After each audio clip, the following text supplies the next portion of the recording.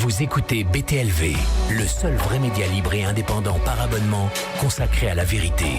Là où les autres s'arrêtent, BTLV commence. Merci à nos abonnés. Merci à vous. Salut à tous, je suis ravi de vous retrouver sur BTLV pour une nouvelle table ronde. Cette semaine, je propose de faire toute la lumière sur les dangers du net. En 2016, on a pu enregistrer 3,7 milliards d'internautes sur toute la planète. Quand on enlève les tout petits et les personnes les plus âgées qui n'y connaissent rien, on peut dire que quasiment tout le monde utilise le web. Si pour 90% des gens, Internet c'est Facebook, YouTube, Google ou Bing, et il y a aussi toutes les données auxquelles tous les utilisateurs ne peuvent accéder, bases de données, FTP, réseaux d'entreprise, etc., que certains appellent le deep web ou encore le web caché, deux web qui ne sont toutefois pas ce qu'on appelle le darknet. Le darknet qui est encore autre chose. Pour les spécialistes, ce darknet est une collection de pages non indexées, ce qui signifie qu'on ne peut pas les trouver via les moteurs de recherche classiques que vous utilisez quotidiennement. Mais avant d'entamer toutes les phases et les dangers de l'Internet, laissez-moi vous présenter nos invités.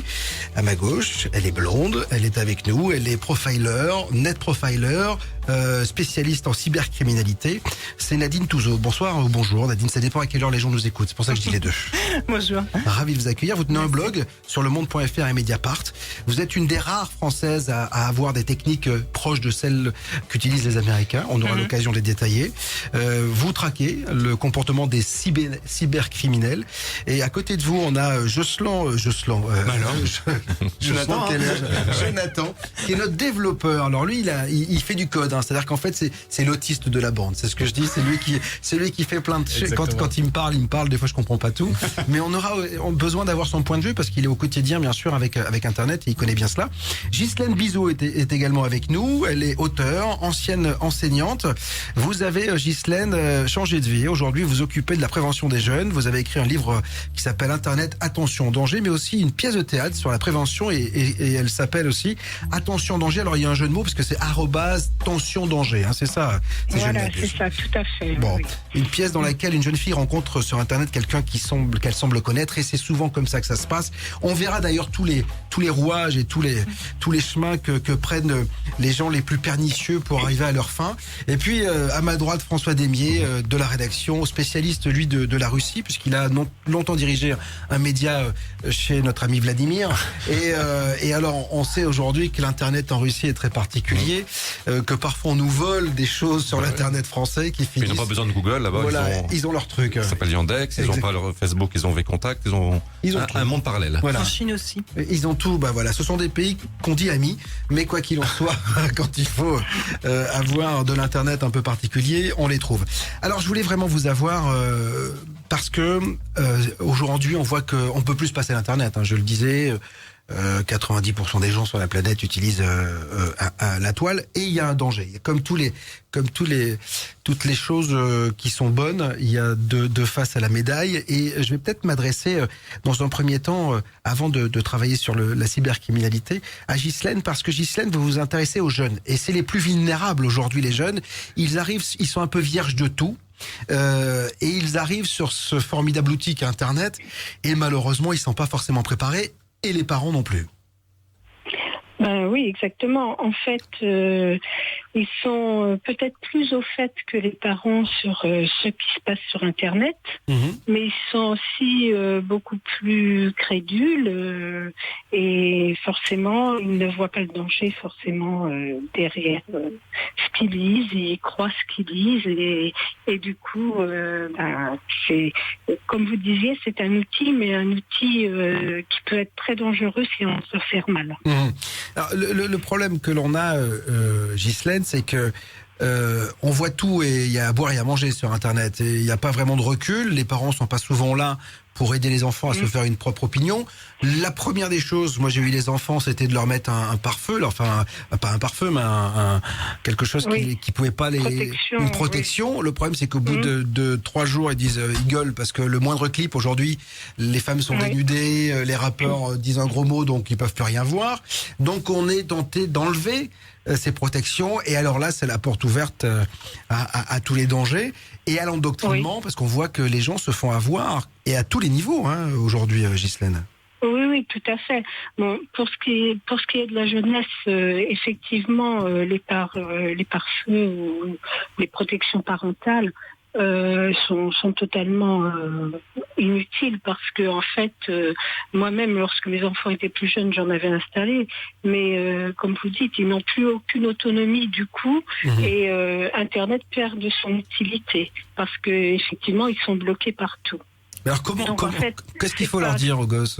Voilà, donc en fait, très souvent, actuellement, les ordinateurs ou les smartphones, ils les utilisent dans leur chambre. Et c'est là que c'est dangereux. Parce que là, on n'a pas de regard sur ce qu'ils font, sur les sites sur lesquels ils vont. Et donc, moi, ce que je préconise, mais bon, c'est peut-être un peu pieux, c'est de mettre l'ordinateur dans une pièce centrale où tout le monde passe, et de surtout discuter avec les enfants de ce qu'ils voient et de ce qu'ils font. Et c'est important d'aller dans leur chambre quand ils y sont et de regarder ce qu'ils sont en train de faire. Parce que, bon, bien sûr, ça dépend de l'âge de l'enfant, mais je veux dire, nous, au cours de nos séances de prévention, on a des enfants de 10 ans qui nous ont dit qu'ils s'étaient inscrits sur Mythique, par exemple. Donc là, ça pose quand même problème. Oui, voilà. Donc, bon, c'est un exemple parmi d'autres. En fait, le problème, c'est que les parents n'ont aucun regard sur ce qu'ils font quand ils sont sur Internet. Alors déjà, donc il faut établir un dialogue avec eux. Bien sûr, il faut, comme on l'a fait pour la télévision une période, les contraindre à pas tout regarder. Le CSA, ou même quand j'étais plus jeune, il y avait le rectangle blanc pour pour les programmes qui étaient interdits à la jeunesse. Aujourd'hui, je sais qu'il y a pas mal d'émissions de télévision qui sont interdites à une certaine catégorie. C'est vrai que sur le net, on le fait pas. C'est une accessibilité à tous les sites. On voit que sur le net, il y a de tout. Il y a de la violence, il y a du sexe.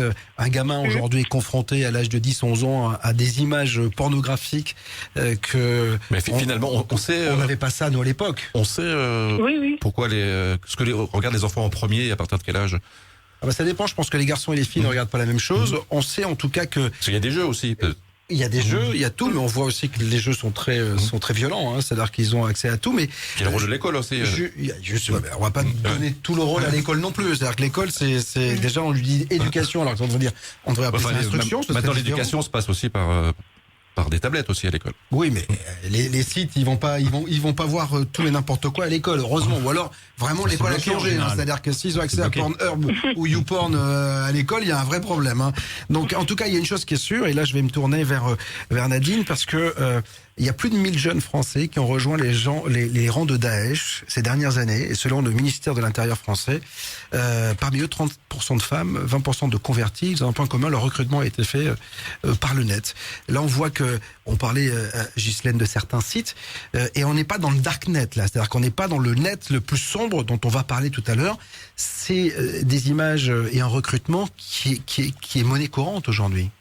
Tristement, oui. Alors déjà, les chiffres sont en dessous de la réalité. Ah, carrément, ouais. Oui, carrément. Alors, en effet, on a recensé un ensemble d'endroits en termes de recrutement sur les réseaux sociaux. Donc, en premier, c'était LinkedIn. Ouais. On avait LinkedIn qui était celui qui était le plus recensé, sans couverture, et du tout à fait ouvertement, sans mettre forcément que c'était des gens liés à l'EI ou Daesh ou... Ah bon, donc sur LinkedIn, il y avait des gens... Tout à fait, ils avaient leur propre fiche pour recruter. Il y avait un job ? Moi, je croyais que c'était pour les jobs, donc voilà. LinkedIn, c'est un réseau social, normalement, pour tout ce qui est professionnel. Ça, voilà, exactement. Ouais. C'est un peu comme un CV en ligne, vous avez des recommandations, pardon. Vous avez un ensemble d'éléments qui font qu'on vous valide ou pas par rapport à ce que vous êtes. Cherche marqueur en CDI, ça existe, ça ou pas ? Oui, alors, j'ai pas vu personnellement, mais ça fait un moment qu'on le sait. C'est pas nouveau, ça date pas de cette année. Ouais. Après, il y a de plus en plus aussi sur Facebook. Il y a eu beaucoup de pages qui ont été créées pour sensibiliser les jeunes sur les mobiles, les motifs, les revendications de l'EI, ainsi de suite, pour plus ou moins radicaliser, pour plus ou moins les embrigader, en fait. Alors, c'est pas forcément lié aux jeunes, encore une fois, parce qu'on dit souvent que ce sont des jeunes qui sont en déperdition, mais c'est pas forcément le cas. Comme l'a dit Ghislaine, c'est un peu en fonction, en fait, de l'état d'esprit de la personne dans laquelle elle est, de son aptitude psychologique à faire le discernement entre le vrai et le faux, et d'avoir suffisamment de recul pour analyser un ensemble de données qui va faire qu'ils seront plus ou moins embrigadés ou pas, tout comme une secte, en fait. Mais comment ils repèrent ces personnes ? Alors, parce qu'il y a énormément de monde sur LinkedIn, oui. Les recruteurs, je ne sais pas s'ils repèrent vraiment, ou ils vont en repérer certainement quelques-uns. Je n'ai pas vu leur mode opératoire, je n'ai pas vu comment ils procédaient. Je suppose en effet qu'ils vont recruter des gens, ils vont se dire, bon ça va plutôt aller dans ce sens-là, mais c'est plutôt dans l'information. Et parfois en diffusant des messages en privé, en disant, voilà, j'ai vu que tu avais telle chose, peut-être que tu pourrais découvrir telle autre chose, genre peut-être pas de travail, ou tu avais émis telle opinion sur tel poste, et ainsi de suite. C'est vraiment sur une accroche faible quelque part, enfin faible, où là pourrait y avoir une faiblesse en tout cas, que les gens vont s'engouffrer, et ça marche ou ça marche pas. Mais c'est le même processus encore une fois. Ils utilisent des robots ou c'est des messages personnalisés? Plutôt personnalisés. De ce que nous on a décelé, plutôt personnalisé, et avec des informations qui glissent dans le dark web. En disant, voilà, des fichiers, des choses comme ça qui ne vont pas jamais remonter en surface, qui se transmettent entre eux. Ils communiquent beaucoup là-dessous. On a beaucoup parlé de la théorie du complot. C'est vrai que aujourd'hui, quand j'ai préparé le dossier, je me suis aperçu qu'on pouvait aller vers le recrutement, se retrouver en Syrie, même à partir de l'écologie. C'est-à-dire qu'en fait, ils chopent tout ce qui est intéressant, tout ce qui est bon. C'est-à-dire que dès qu'il y a quelqu'un qui dit, ouais, on nous pourrit la vie avec les pesticides. Voilà, donc il y a une revendication. Tout de suite, il y a des gens qui disent, oui, bah tiens, tu sais que nous aussi, on fait ça, on se bat pour ça, etc. Et donc, il y a des gens qui sont pas forcément au départ du tout dans la mouvance ou extrémisme, mais qui peuvent se retrouver embarqués dans... Et c'est ça, c'est là où ils sont très forts, finalement. Alors, les recrutements se font de diverses manières. Ça peut être aussi du porte-à-porte dans le monde réel, physique, en disant, voilà, tu appartiens à telle communauté musulmane, on va te faire du chantage si tu viens pas de notre côté. Et ça fait souvent des infiltrés. Faut le savoir, il y en a énormément aussi. Tout le monde ne pose pas des bombes, mais il y a beaucoup de gens derrière qui aident à ce que ça se pose. Et sont plus importants que ceux qui les posent. Mais la réalité est là, c'est qu'en effet, ils vont surfer sur quelque chose et ils vont rebondir dessus pour essayer d'appâter la personne. Et après, on y va pas. Comment tout est dans un lien psychologique, mais ça n'a rien à voir avec des gens qui sont sans travail ou qui. C'est ça, ils sont pas forcément en perdition. Exactement. On est dans une société extrêmement chaotique en ce moment. Où il y a un taux de chômage assez impressionnant, un taux de pauvreté aussi très impressionnant. Donc c'est le meilleur moment, c'est un moment propice pour développer toute extrémité entre guillemets j'allais dire de réseau, de sensibilisation, ou je ne sais quoi, pour attirer les gens. Tous les moyens sont bons, quoi, en fait, c'est ça. Oui, pratiquement, quoi. Ouais. Bien sûr. Alors, Ghislaine, vous qui êtes en contact avec la jeunesse, puisque vous vous battez pour que les jeunes soient un peu avertis et soient moins crédules sur Internet, on voit aujourd'hui, moi je suis toujours étonné. Je me souviens à l'époque, on avait posté sur notre Facebook, on condamnait une exposition qui avait lieu à Marseille parce qu'on montrait sur il y avait des toiles qui montraient des femmes se faisant butiner la fleur par des animaux. Voilà. Et c'était des toiles de maître, c'est-à-dire que voilà, il y avait une exposition. On avait condamné ça en disant c'est hallucinant que ce soit comme ça la culture française, etc. Facebook nous avait bloqué complet, c'est-à-dire qu'avait bloqué notre site. Bon, on se dit pourquoi pas, etc. Alors qu'on condamnait cela. Et à côté de ça, vous voyez des exécutions quand même sur Facebook. Et ça, on se dit, mais il y a 2 poids 2 mesures. Est-ce que finalement, les grands géants d'Internet ont pas tout intérêt à laisser faire passer les images? On se demande parfois s'ils jouent pas un petit peu avec le feu. Je vous laisse la responsabilité de cette pensée. Je ne sais pas. Je peux pas vous répondre là-dessus. Mais bon, je peux vous répondre sur l'attitude qu'on peut avoir avec les jeunes. C'est-à-dire que je crois qu'il faut vraiment les mettre en alerte et discuter avec eux. Nous, lorsqu'on joue notre pièce Internet Attention Danger, ensuite on a un échange avec eux. Et au cours de cet échange, on se rend compte que il y a des choses qui sortent déjà, ils disent des choses qu'ils ne diraient pas autrement, comme je vous expliquais, je suis inscrit sur tel site, etc. Et ça permet, si vous voulez, d'éveiller leur esprit critique, parce que je crois que c'est aussi de ça dont souffre notre monde, c'est que on ne dispute plus vraiment, on n'argumente pas, on prend les choses telles qu'elles sont, et enfin telles qu'on croit qu'elles sont, et ça fait des fausses opinions. C'est comme ça les théories du complot et tout ça. Et en fait, il n'y a pas d'argumentaire, et les enfants, les jeunes, ils prennent tout pour argent comptant. Et donc, je pense que c'est là-dessus qu'il faut travailler. Il faut discuter avec eux. Moi, je parle de la jeunesse, après, c'est autre chose. Mais il faut vraiment discuter avec eux et leur apprendre à s'interroger, à mettre en doute la vérité. Enfin, ce qu'ils pensent être la vérité. Alors je vous pose une question à toutes les deux. Est-ce que finalement le problème, il n'est pas que on ne peut pas être tout le temps derrière nos gosses? C'est-à-dire que à l'époque, quand le papa ou la maman éduquait son enfant, il rentre à la maison, bon, l'écran c'était la télévision. Il n'avait pas un écran sur lui quand il se baladait, quand il allait au sport. Aujourd'hui, on voit que les mobiles et la télévision est partout, les images sont partout. Donc on ne peut pas les surveiller, Nadine, tout le temps. Donc qu'est-ce qu'on fait? Mes propres enfants, je n'étais pas derrière leur dos non plus. Mais donc voilà. c'est très difficile. Je rejoins Ghislaine là-dessus aussi. Moi, j'ai une autre approche qui est plutôt dans le sens, qui je pense rejoint également ce que Ghislaine a fait comme travail, qui est plutôt de former, former et de les sensibiliser vraiment sur les dégâts. C'est ce qu'on fait aussi en entreprise.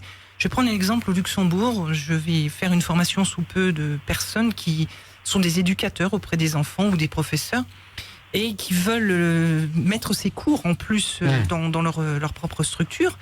Et l'idée, c'est d'expliquer aux enfants derrière comment analyser les éléments que vous avez en face de nous, là où il faut éviter d'aller, etc., etc. En fait, c'est les autonomiser par rapport à ça, parce que l'univers cyber, on est dans la cyber à partir de ce moment-là, l'univers cyber est un univers propre à lui, qui n'a pas de réel totalement, enfin, je veux dire, de complète corrélation avec le monde réel.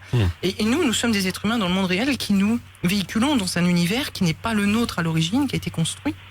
Et cet univers-là, nous n'avons pas tous les codes. Il est extrêmement libre, il est transversal, il est universel. En un clic, vous faites tout ce que vous voulez. Il n'a pas vraiment de loi, il n'a pas de règles, et ainsi de suite. Contrairement à ce que certains voudraient dire, il ne faut pas faire ci et là. Dans la vraie vie, vous l'avez dit tout à l'heure, vous avez été bloqué, pas d'autres. C'est la vraie vie, ça. On peut mettre toutes les lois qu'on veut, on fait ce qu'on veut avec qui on veut. Et même les gens qui ont fait ses propres lois.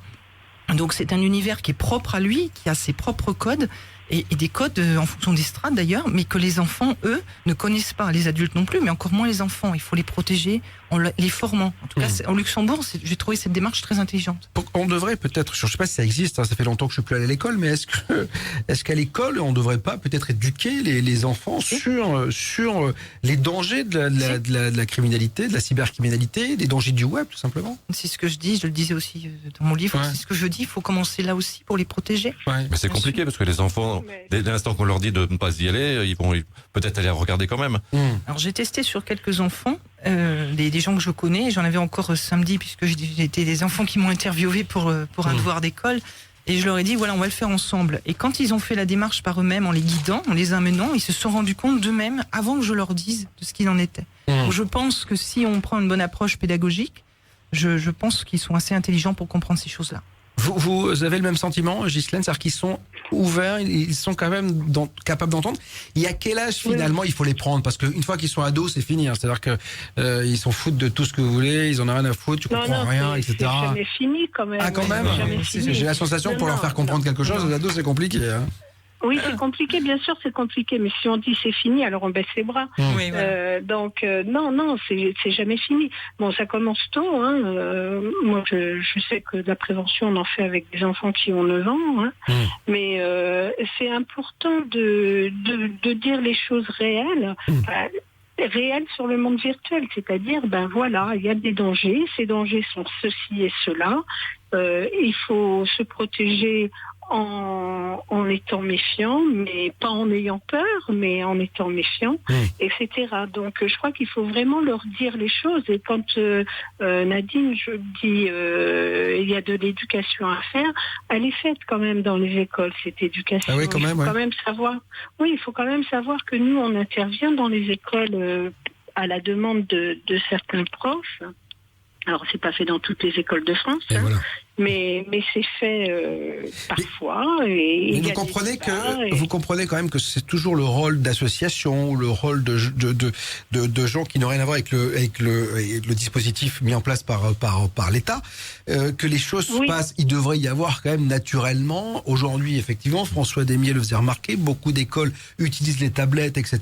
Est-ce qu'il n'y aurait pas un discours déjà éducatif sur ces tablettes, sur l'utilisation de l'Internet, qui devrait être prononcé par les profs? Oui, mais je pense que c'est fait. Enfin, c'est peut-être pas fait à fond, mais je veux dire, nous, lorsque je dis qu'on intervient dans les écoles, on n'intervient pas de notre fait. On intervient suite à une demande. Donc, ça veut bien dire que ça commence à cheminer. D'accord. C'est peut-être pas suffisant, certainement pas.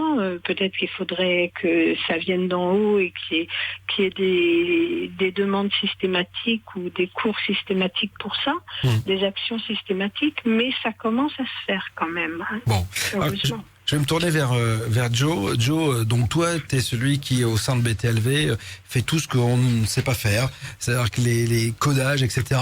À quel âge tu as commencé à t'intéresser à Internet? Et est-ce qu'aujourd'hui, un môme un peu doué, il peut avoir accès à tout? Oui, justement. Il y a quelque chose de très intéressant qui a été dit avant, c'est que l'usage d'Internet a changé les dernières années. C'est-à-dire qu'avant, on avait l'ordinateur familial. C'était très facile de contrôler ce qui était fait dessus. Un enfant allait sur un site, on pouvait mettre un filtre parental et rester au-dessus de son épaule pour voir ce qui se passait.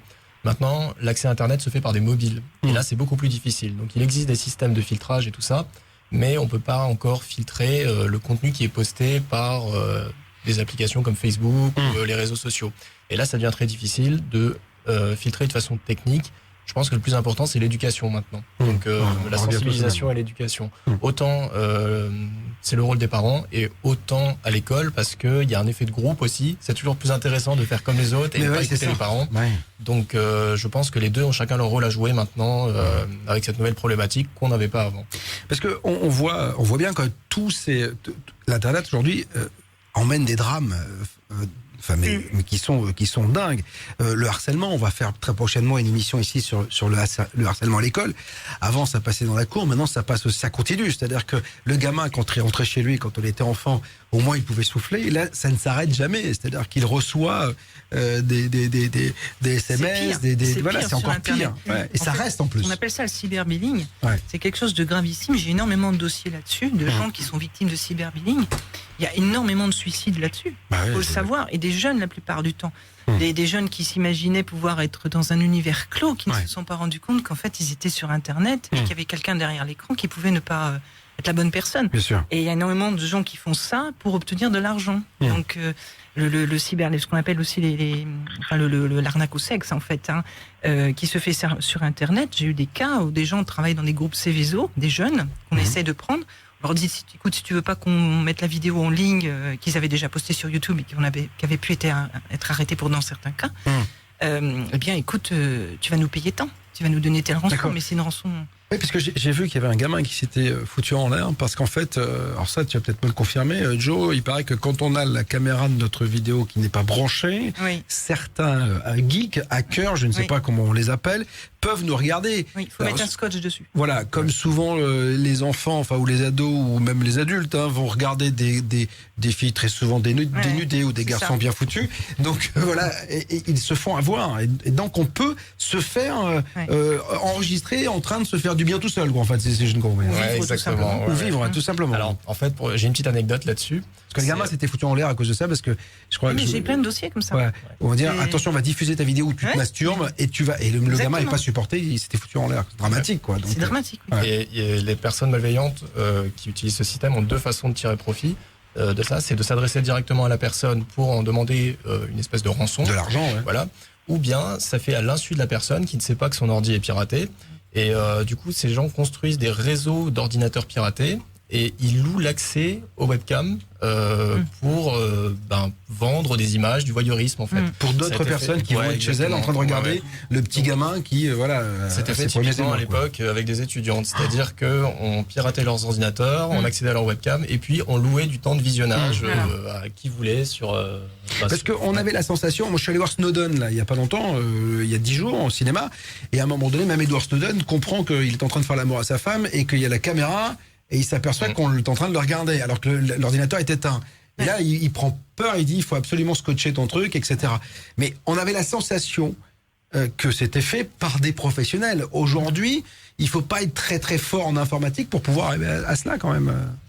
Honnêtement, les cybercriminels que j'ai, donc ce que je disais dans mon livre, il y a plusieurs types de cybercriminels par rapport à ça, mais même le white hat, donc c'est-à-dire que le tout premier la première catégorie est capable de faire ça aujourd'hui. Il faut savoir que derrière un écran, tout est possible. C'est plus du tout la même chose que de se déplacer physiquement dans la rue. Vous prenez plus de risques d'être dans la rue, ne serait-ce que prendre une tuile sur la tête, pour rigoler, que je dis cela, que derrière votre siège dans un écran où vous faites ce que vous voulez, que personne ne va finir par regarder, parce que tout le monde a l'habitude d'être derrière un écran maintenant. C'est quelque chose mais ça fait des années qu'on avance ce genre de choses. Et donc tout est possible, et tout est permis, surtout pour des gens encore plus timides. Il faut savoir que la population des hâtes, souvent, ce sont des gens qui n'aiment pas tellement se confronter à l'extérieur. C'est une des théories que j'ai développées dans mon livre, c'est ce qu'on appelle la zone transverse. C'est-à-dire qu'eux, à partir du moment où ils sont connectés, ils sont bien partout. Mais plus dans un univers clos, où ils n'ont personne que dans la rue. Donc tout est possible, tout est de plus en plus dans le... Mathieu, tu voulais rajouter quelque chose. Mathieu qui réalise l'émission. Ouais, je vais rebondir sur... T'es Internet, toi. Ah, complètement. J'ai quelqu'un de mon entourage qui, lorsqu'il était adolescent, ou je crois qu'il était au collège ou au lycée, il y a une photo de lui et de la classe lors d'une soirée qui a été postée sur un Skyblog. À l'époque, c'était Skyblog qui marchait pas mal. Et sa photo a été entourée, écrit voilà l'intrus. Ça peut paraître très très bête comme ça, mais 15 ans plus tard, il n'arrive pas à s'en remettre. Pour dire un peu l'importance, parce que c'est ancré sur Internet, ça peut plus s'effacer, ça sera toujours là. Et voilà, c'est un traumatisme. Et encore, c'est arrivé qu'une seule fois. Et c'est vrai qu'il y a des gens qui vont poster une photo, ou quelqu'un va poster une photo d'eux dans des situations particulières, en soirée ou n'importe. Et ensuite, les gens, ils vont se moquer pendant des semaines et des semaines. Il peut y avoir 1000, 2000, 3000 commentaires. Ça peut faire le tour du monde. Tout le monde peut se moquer de cette personne. Et pour l'effacer, c'est compliqué, quoi. Et les gens, mais c'est normal qu'ils veulent se tirer une balle s'ils sont un petit peu faibles, entre guillemets. Non, mais même en étant l'angoisse. Même en étant costaud. Je peux vous dire, moi-même ayant été victime de ce genre de choses, on m'a mis une fausse affaire sur le dos. Je n'ai eu aucun droit de réponse, rien du tout, et toute la vérité de l'affaire n'a pas été prise en compte. On a juste pris des mots et construit une histoire là-dessus, qui a été avatarisée dans la presse. Je peux vous dire que ça fait très mal, parce que quand en plus on vous donne aucune autorisation pour vous défendre, c'est juste ignoble. Il faut être vraiment costaud pour ça, il faut être vraiment bien entouré. Mais c'est pour ça que là, je me dis, les droits CNIL, ils sont où, s'il vous plaît? Je vous pose la question, aux droits CNIL, ils sont pour où ou pour qui, de la même manière que ce que vous avez vécu avec cette histoire que vous citiez tout à l'heure. C'est exactement la même chose. C'est pour qui? Là, je pose la question. D'ailleurs, on voit que la CNIL n'a pas beaucoup. Alors la CNIL, c'est l'institut officiel qui est là pour régir qui gère un peu l'internet, les droits à l'image, etc. Il est vrai que là, on a parlé la semaine dernière du fichier biométrique qui va regrouper les informations de 60 millions de Français. Très grave. La CNIL n'arrive pas à se faire entendre, donc on voit que c'est encore un peu de façade dès que les gens veulent. Mais votre bouquin, il est profiler, net profiler. Du net profiling, c'est pas pareil que quand on est dans la vie, parce que le profilage, en fait, vous me voyez en fonction de ce que je fais, de mes gestes, de ma façon de parler, vous arrivez à dresser un portrait de vous. Il faut quelques secondes pour dresser un portrait sur une personne. Dites, enfin un beau gosse, voilà. C'est ça, vous avez tout compris. Quelqu'un d'intelligent. Je vais mettre sur le rapport, enfin un beau gosse. Enfin un beau gosse, voilà. Bon. Mais quand on est derrière là, est-ce que comment vous travaillez, c'est en fonction de ce que la personne va visiter comme site, tout cela, comment ça se passe? Alors voilà, c'est tout ça. En fait, le corps ne ment jamais. On part de ce postulat dans notre métier.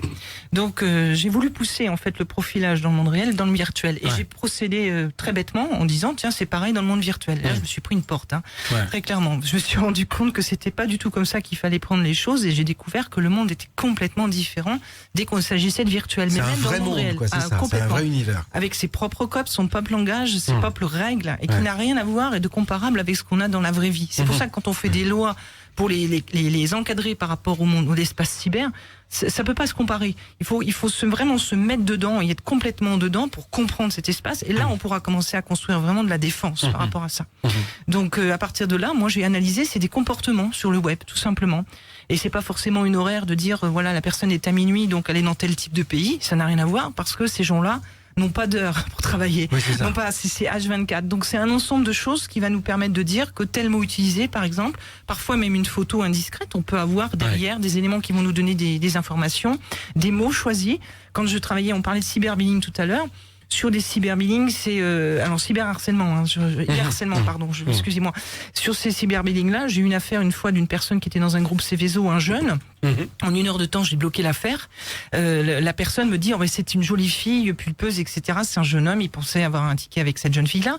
Donc il s'est un peu lâché, un peu beaucoup, même sur le web.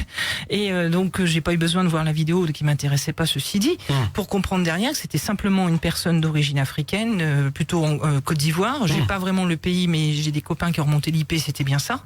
Et je l'ai bloqué en même pas 1 heure, même 10 minutes, je l'ai bloqué. Donc j'ai su qui c'était, je l'ai appelé monsieur, je lui ai dit maintenant il y a ça, ça, ça, je lui ai dit les mots choisis, c'était terminé, alors que l'autre était en train de perdre son boulot. Donc et ça va très vite parce que je sais comment faire, je sais comment les repérer et je sais ce qui se passe derrière et j'ai pas eu besoin de le voir, je connais pas son nom, je verrai jamais ni son image ni quoi que ce soit, mais ses mots, son comportement, la façon dont il a répondu à ce que moi je faisais faire à ce jeune homme m'ont permis de dire c'est bon, c'est réglé, ça va être comme ça. Et ça a été fini, ça fait au moins 3-4 ans et ce jeune homme-là travaillait dans un groupe Céveso qui n'a jamais rien su, le groupe Céveso. Et moi j'ai envie de dire que fait la police quand même parce que on s'aperçoit que beaucoup de gens, on en a parlé avec Jo parce qu'on a créé en dehors de BTLV un site de rencontre. Voilà. Et on s'aperçoit, beaucoup de gens nous disent, beaucoup de femmes nous disent attention, on me demande de l'argent. Comment on appelle ça les brouteurs. Les brouteurs. Les brouteurs. C'est ça. C'est les brouteurs. Alors déjà, moi, c'est pour un site de rencontre, je dis tiens, les brouteurs, voilà. Ils sont peut-être au bon endroit. Ils sont peut-être au bon endroit, mais bon, on m'a dit que non, c'était je dis bien entre guillemets une race d'internautes, quoi, enfin de gens qui sont sur Internet et alors. Plein de gens se font avoir, quoi, quand même. Oui, mais ça s'apprend. Encore une fois, c'est de la formation, c'est de l'enseignement. Alors, c'est ce que j'explique aussi dans mon bouquin. C'est comment essayer de faire. Je donne un ensemble de choses pour éviter de se faire avoir. Bon, on n'a pas le 100%, mais en tout cas, c'est toujours là-dessus. Ça s'apprend, ça se détecte. Alors, moi, je m'amuse, c'est une question de secondes. Et je joue des fois avec eux.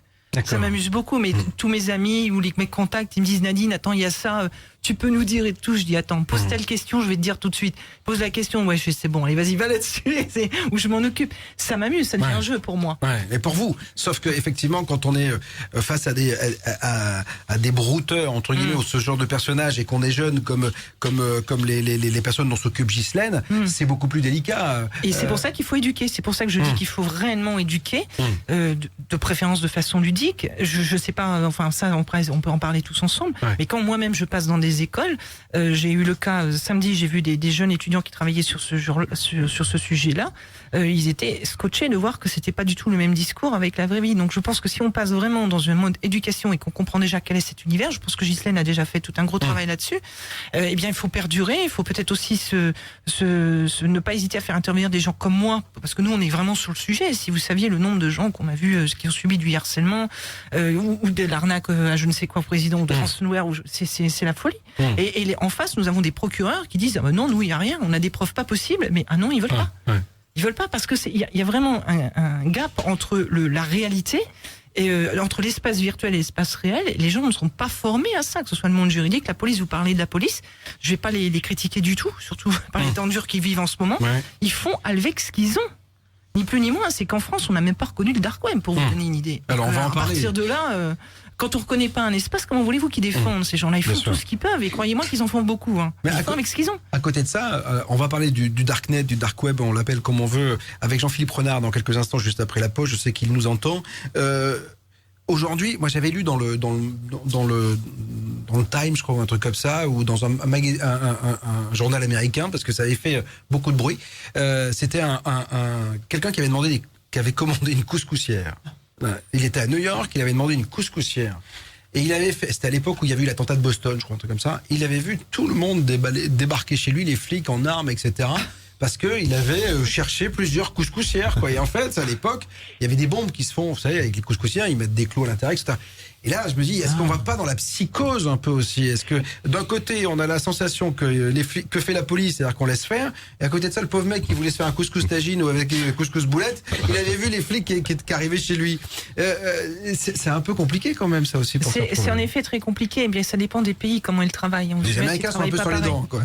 Ils sont sur les dents parce qu'il y a quand même pas mal de. Il faut quand même savoir qu'on est quand même dans une zone de risque, que ce soit aux États-Unis, en France ou ailleurs, qui est extrêmement chaude. Si on pouvait inventer une couleur, ce serait pas mal. Bien sûr, ouais. Donc c'est hyper chaud de chez hyper chaud. Et les moyens aujourd'hui sont très limités. Et peut-être plus en France qu'ailleurs. Donc on a vraiment plus de moyens par rapport à ça. Et on est très en retard pour appréhender ce sujet-là. Comme le disait aussi Ghislaine, c'est qu'on est dans un espace qui est où il faut informer et éduquer les enfants sur site et ainsi de suite. Mais quand on regarde derrière, que ce soit toute l'éducation, que je ne critique pas, hein, le côté juridique, le côté économique, même globalement, les gens, ils se tournent les pouces. Quand vous voyez une entreprise qui dit mais pourquoi ça m'arrive à moi je pense à une dame dans Clermont-Ferrand, elle est toute seule dans son entreprise, elle s'est fait cyberattaquer, ransomware. Elle me dit mais pourquoi moi? Je dis ben pourquoi pas vous? Je dis, vous imaginez quoi? Qu'on est dans un monde bisounours? Je dis 90% des personnes dans 2 ans auront leur e-réputation d'atteinte. Alors pourquoi il n'y aurait pas de cyberattaque? Et les gens après ils s'imaginent que c'est quelque chose qui survole. Moi jamais, moi si mais je suis désolée, personne n'est à l'abri. Et il faut commencer en effet pour protéger les enfants, parce que les enfants, eux, sont beaucoup plus fragiles pour pouvoir se défendre là-dessus. Mais pas que. Il y a beaucoup d'adultes également. Bien sûr. Donc éduquer et continuer à informer dans les écoles, moi je trouve ça très bien parce qu'on construit aussi pour l'avenir. Mais je pense qu'il faudrait aussi s'entourer de professionnels par rapport à ça pour expliquer vraiment ce qui se passe et comment amener à faire attention à certains codes, certains éléments, ou se faire former comme font le Luxembourg. Ils se font former par mois parce que là ça permet de dire aux enfants derrière, voilà, attention, il y a ça, parce que nous on est vraiment sur le terrain. C'est gravissime ce qui se passe. Alors je propose de rester avec nous. Ghislaine, vous restez avec nous parce que j'ai une question à vous poser sur les gosses justement. Est-ce qu'ils n'ont pas la sensation de tout savoir et d'être à l'abri et de se faire quand même berner? Vous restez donc avec nous. On aura également Jean-Philippe Renard qui va nous rejoindre pour le Darknet. Nadine Touzeau, vous restez là. Jonathan aussi. Et puis François Lémier, c'est BTLV. Les bons plans BTLV. Cette année, pour la première fois, BTLV vous propose les premières rencontres du mystère et de l'inexpliqué d'hiver. Les 12 et 13 novembre prochains, découvrez 12 conférenciers exceptionnels, parmi lesquels l'astrophysicien Patrick Drouot pour les vrais dossiers X-Files américains, Jean-Marie Beuzelin pour les mystères de l'Atlantide, la mère révérende Élise pour l'exorcisme, Bleuette Dio et Gilbert Attard pour l'archéo-ufologie, Patrice Marty pour les crânes allongés. Quant à Anne Tufigo, elle contactera vos défunts dans une séance de médiumnité en live. Programme complet, réservation sur btlv.fr. Oui. Alors je suis taisez-vous. Alors ça vous dérange pas que je parle là, que je suis à l'antenne là. Moi j'ai repris, donc voilà, ça papote. Oui. Je voulais juste vous dire que les rencontres c'est ce week-end, donc vous pouvez réserver vos places et qu'il y a une billetterie également à l'Hexagone. C'est là où nous serons les 12 et 13 novembre prochains. Tous les jours et 24 heures sur 24, restez en contact avec BTLV grâce à la nouvelle application disponible et totalement gratuite sur iPhone et Android. Alors, l'appli mobile, bien sûr, vous pouvez la télécharger. Elle est totalement gratuite. Voilà, je suis trop gentil avec vous, trop bon. Vous avez toujours rêvé d'un média libre et indépendant? Alors bienvenue sur BTLV. Votre abonnement vous garantit une information sans aucune censure et aucun sujet tabou pour ne plus jamais dire « je ne savais pas ». Faites-le savoir. Nous évoquons les dangers de l'Internet et nous accueillons Jean-Philippe Renard qui va nous parler du Darknet. Bonsoir Jean-Philippe Renard. Oui, bonjour. Ravi de vous accueillir. C'est en feuilleton Le Parisien la semaine dernière que je suis tombé sur une petite interview de vous et je me suis dit absolument, je me suis dit il faut absolument qu'on l'ait pour cette table ronde sur l'internet car c'est important de parler de ce Darknet. Vous êtes professeur au département management des technologies à Grenoble École de Management. On va revenir vers vous dans une poignée de secondes parce que effectivement, le Darknet aujourd'hui, on en parle de plus en plus. Il y a 2 volets visiblement dans le Darknet. Il y a le côté très sombre, utilisé par des gens qui sont un peu mafieux, même totalement. Il y a ceux qui veulent avoir des choses qu'ils ne peuvent pas avoir par le net classique. Et puis il y a aussi les gouvernements qui jouent avec le Darknet. Donc on aura peut-être votre son de cloche, en tout cas je l'espère, dans une poignée de secondes. Juste, je voudrais revenir sur la question que j'avais posée à Ghislaine juste avant la pause. Ghislaine, est-ce que les gosses n'ont pas la sensation, puisque vous vous occupez d'eux aujourd'hui, vous les mettez en garde, de tout savoir? C'est-à-dire qu'aujourd'hui, quand on dit à un gamin, attention, tu sais, il y a le danger de ceci, oui je sais, parce qu'à l'école, effectivement, ils savent tout, mais il y en a quand même qui passent à travers les mailles du filet et qui se font avoir. Non, je crois pas. En fait, le fait de leur dire attention, faut pas faire ceci, faut pas faire cela, effectivement, ils répondent je sais. Nous, si vous voulez, ma démarche est différente. Moi, j'ai écrit une pièce de théâtre et cette pièce, elle est jouée devant les jeunes et elle est jouée par des jeunes. Ouais. C'est-à-dire que nos acteurs, ce sont des collégiens, des lycéens. Et de ce fait, les spectateurs se reconnaissent dans la situation. Et du coup, ça rabaisse leur niveau de prétention. C'est-à-dire qu'il n'y a pas de question du moral là-dedans. On leur fait pas la morale, on leur dit pas il faut pas faire ceci, il faut pas faire cela. Oui. On les amène à réfléchir. Et c'est ça qu'il faut faire avec la jeunesse. C'est les conduire à la réflexion, à se dire mais finalement cette situation elle n'est pas très claire.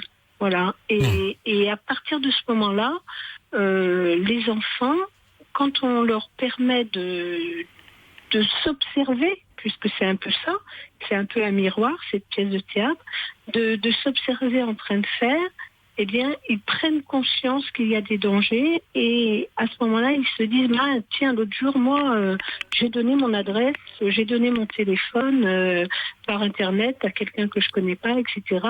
Et à ce moment-là, on peut travailler, on peut expliquer, on peut mettre en garde. Alors, le problème, c'est que vous parlez d'Internet, des téléphones, etc. Alors, moi, je suis toujours un peu... parce qu'on parle de ceux qui se font avoir, mais on voit quand même que sur la toile, aujourd'hui, tout le monde met tout et n'importe quoi. C'est-à-dire qu'ils n'imaginent pas... moi, je fais toujours référence à la sexualité qui me dépasse complètement sur la toile, où les gens montrent leurs attributs, envoient des attributs sur la toile, etc. Moi, je suis complètement scotché, je suis d'une autre génération, si vous voulez.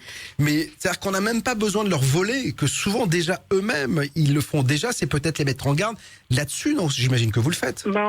On les met bien sûr quand ils met en garde là-dessus. On a des exemples en plus qui sont connus dans ce domaine. Par exemple, Laure Manodou qui s'est fait piéger comme ça. Voilà. Donc on leur explique, même quand on est amoureux, eh bien, il faut pas se laisser prendre en film ou en photo dénudé, parce qu'après, cet amour-là, finalement, il va peut-être partir. Et puis, ça dure qu'un temps. Il profitera peut-être. Voilà, exactement. C'est pas l'amour de la vie. Et puis même, voilà, on leur explique tous ces dangers-là. Et je pense que effectivement, ils prennent conscience une fois quand on discute avec eux de façon approfondie, ils prennent conscience effectivement que cette photo qui part, on ne peut plus la rattraper. C'est fini, c'est pas une photo qu'on déchire. C'est voilà, ça part et puis ça reste et ça demeure et ça reste à vie, quoi. Et on leur parle aussi des recrutements ensuite quand ils seront adultes ou plus vieux, quand ils demandent des stages. Eh bien, que font les recruteurs? Ils tapent le nom en premier sur le net et on retrouve tout un passé. Alors je sais qu'on va devoir vous libérer parce que vous deviez partir avant 16h. Merci mille fois en tout cas d'avoir été avec nous, Ghislaine. On mettra bien sûr toutes les coordonnées de votre site, etc. pour qu'on puisse vous contacter si des parents ont envie d'en savoir plus. N'hésitez surtout pas à contacter Ghislaine Bizot. Merci mille fois, Ghislaine. Ils ont de plus en plus d'abonnés. Si ça continue, on va être obligé de la fermer, la nôtre de Web Radio. Écoutez une seule fois BTLV et vous l'écouterez 1000 fois. BTLV, écouté par tous ses concurrents. Alors on va ouvrir le dossier Darknet avec Jean-Philippe Renard. Jean-Philippe, le Darknet, c'est des contenus illégaux, c'est un tiers de porno d'après ce que j'ai pu voir, de la drogue, du négationnisme, des numéros de carte bancaire, comment faire un petit engin explosif. Il y a de tout sur le Darknet. Est-ce qu'il est facile aujourd'hui, Jean-Philippe, d'aller sur le Darknet ? Le Darknet, c'est Edward Snowden. Le Darknet, c'est Wikileaks. Le Darknet, c'est un certain nombre d'opérations de lancement d'alerte. Le Darknet, c'est les dissidents syriens. Le Darknet, c'est les homosexuels ougandais et russes qui doivent échanger. D'accord. Pardonnez cette introduction, mais il faut bien comprendre que le Darknet, c'est un outil. Le Darknet, c'est simplement l'espace d'Internet au sein duquel on peut communiquer de manière anonyme, pour faire simple. Alors évidemment, quand vous êtes dans un écosystème anonyme, vous avez toute une faune interlope, et ce que vous venez de dire est parfaitement exact. Vous trouvez des supermarchés de la drogue qui fonctionnent comme Amazon, faut bien comprendre. Bien sûr, vous avez des évaluations des vendeurs, vous avez des systèmes de suivi extrêmement précis. Donc oui, ceci existe, mais ce n'est pas que cela. c'est aussi, c'est vrai que, et d'ailleurs, j'allais le mentionner parce qu'il y a on en a parlé en tout début d'émission, il y a les deux faces aussi de la médaille, c'est-à-dire que le darknet, c'est aussi la possibilité à certains journalistes opprimés dans leur pays d'écrire des papiers, et de dialoguer et de pouvoir s'exprimer. C'est aussi les gouvernements qui utilisent le darknet parfois.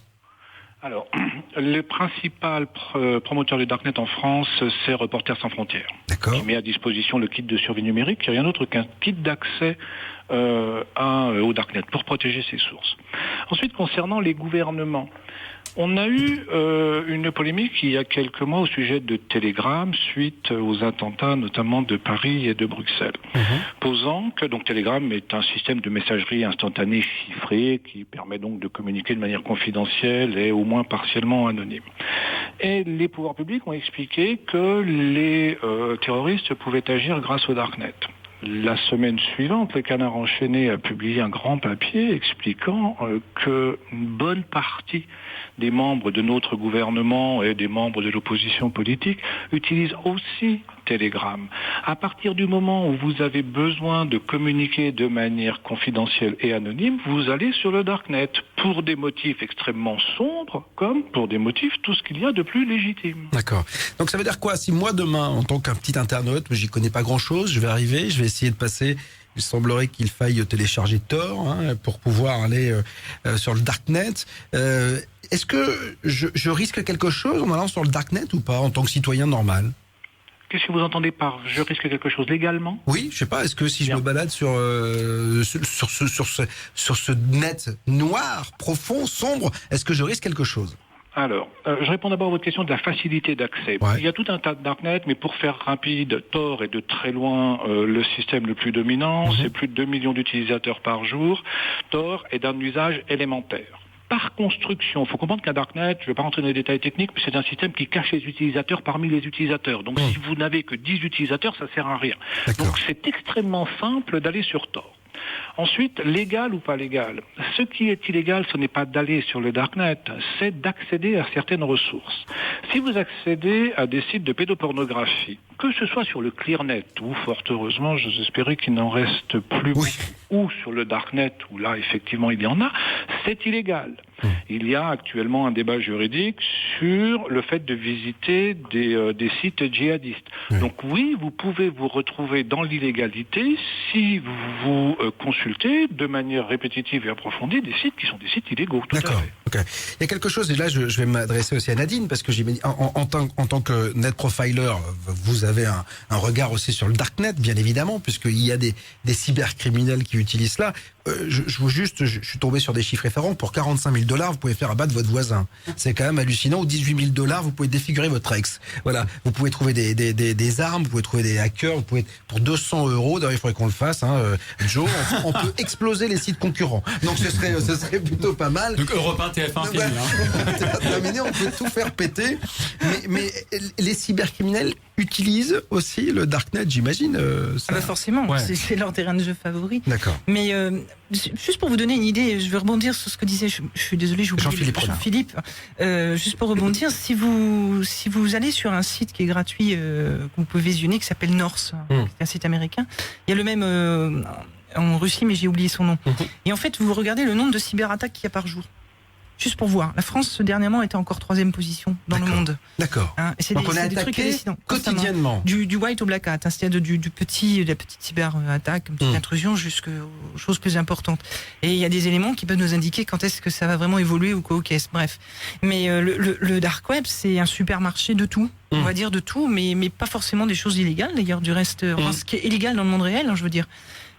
J'ai plutôt visionné moi des vidéos de type I ou des transactions de femmes volées, des kidnappées plus exactement, des choses comme ça, des vidéos sur ce qui est plus axé sur le I, et on arrive certaines personnes arrivent à les prendre, et c'est un espace qui a son propre langage, ses propres règles, ses propres lois, qui est transversal et qui se vit dans le monde entier en un clic, mais qui n'est pas comparable avec l'espace dans le monde réel en fait.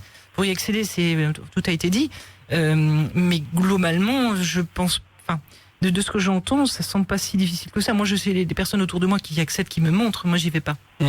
mais ça semble assez accessible. Tor est le plus connu, il y en a d'autres à côté, où on arrive à accéder à certaines strates et couches pour pouvoir obtenir ce qu'on veut obtenir. Des vidéos aussi de pédos, ça y en a plein. Hein.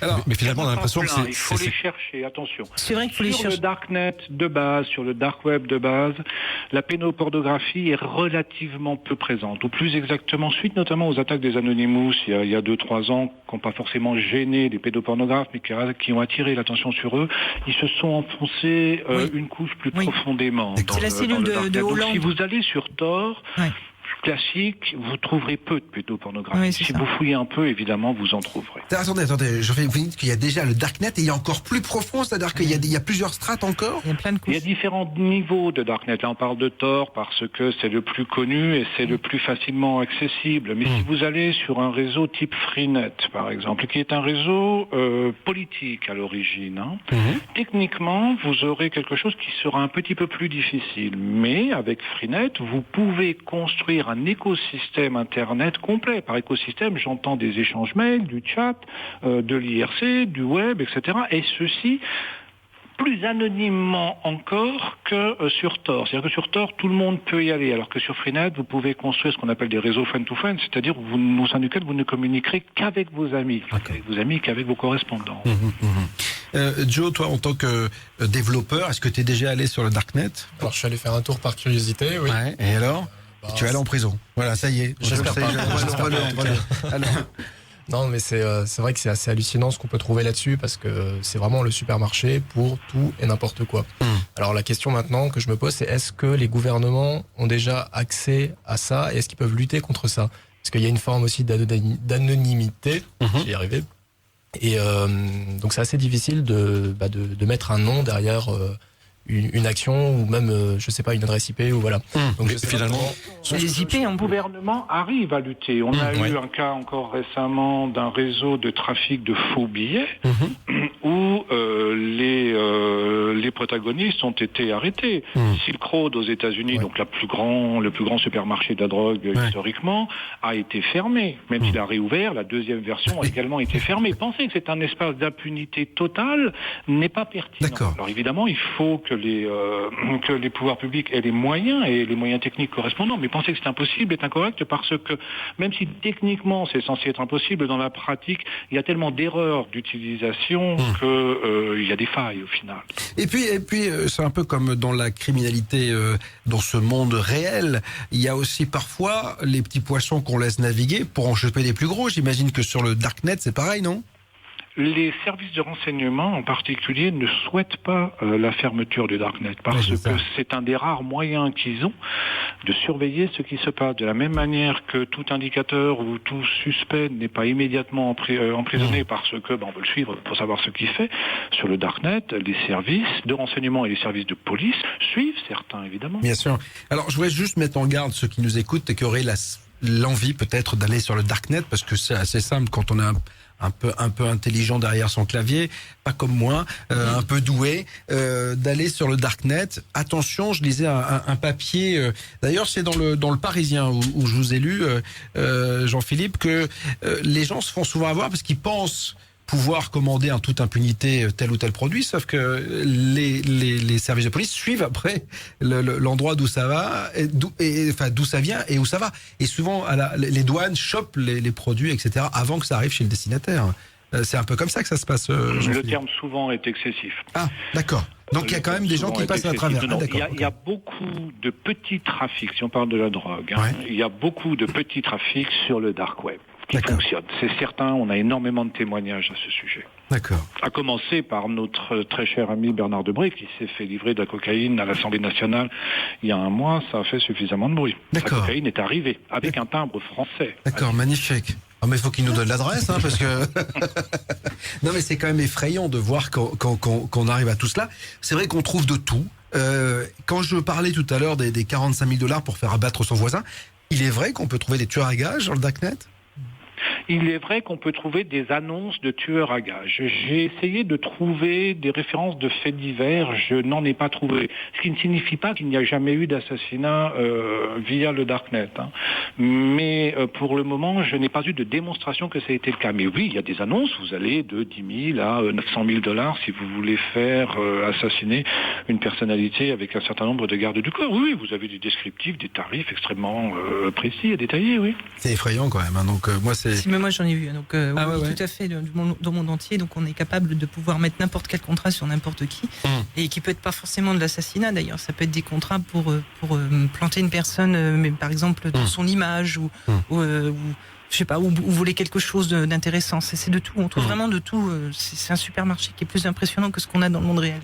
Pour rebondir sur la question de l'image, puisqu'on évoquait la cybercriminalité, vous avez possibilité de louer les services de hackers, et certains hackers vous proposent parmi les services, il y a le casser l'image d'une société, d'un individu, ma foi, en communiquant de fausses informations et en pénétrant ces systèmes, oui. Tout à fait.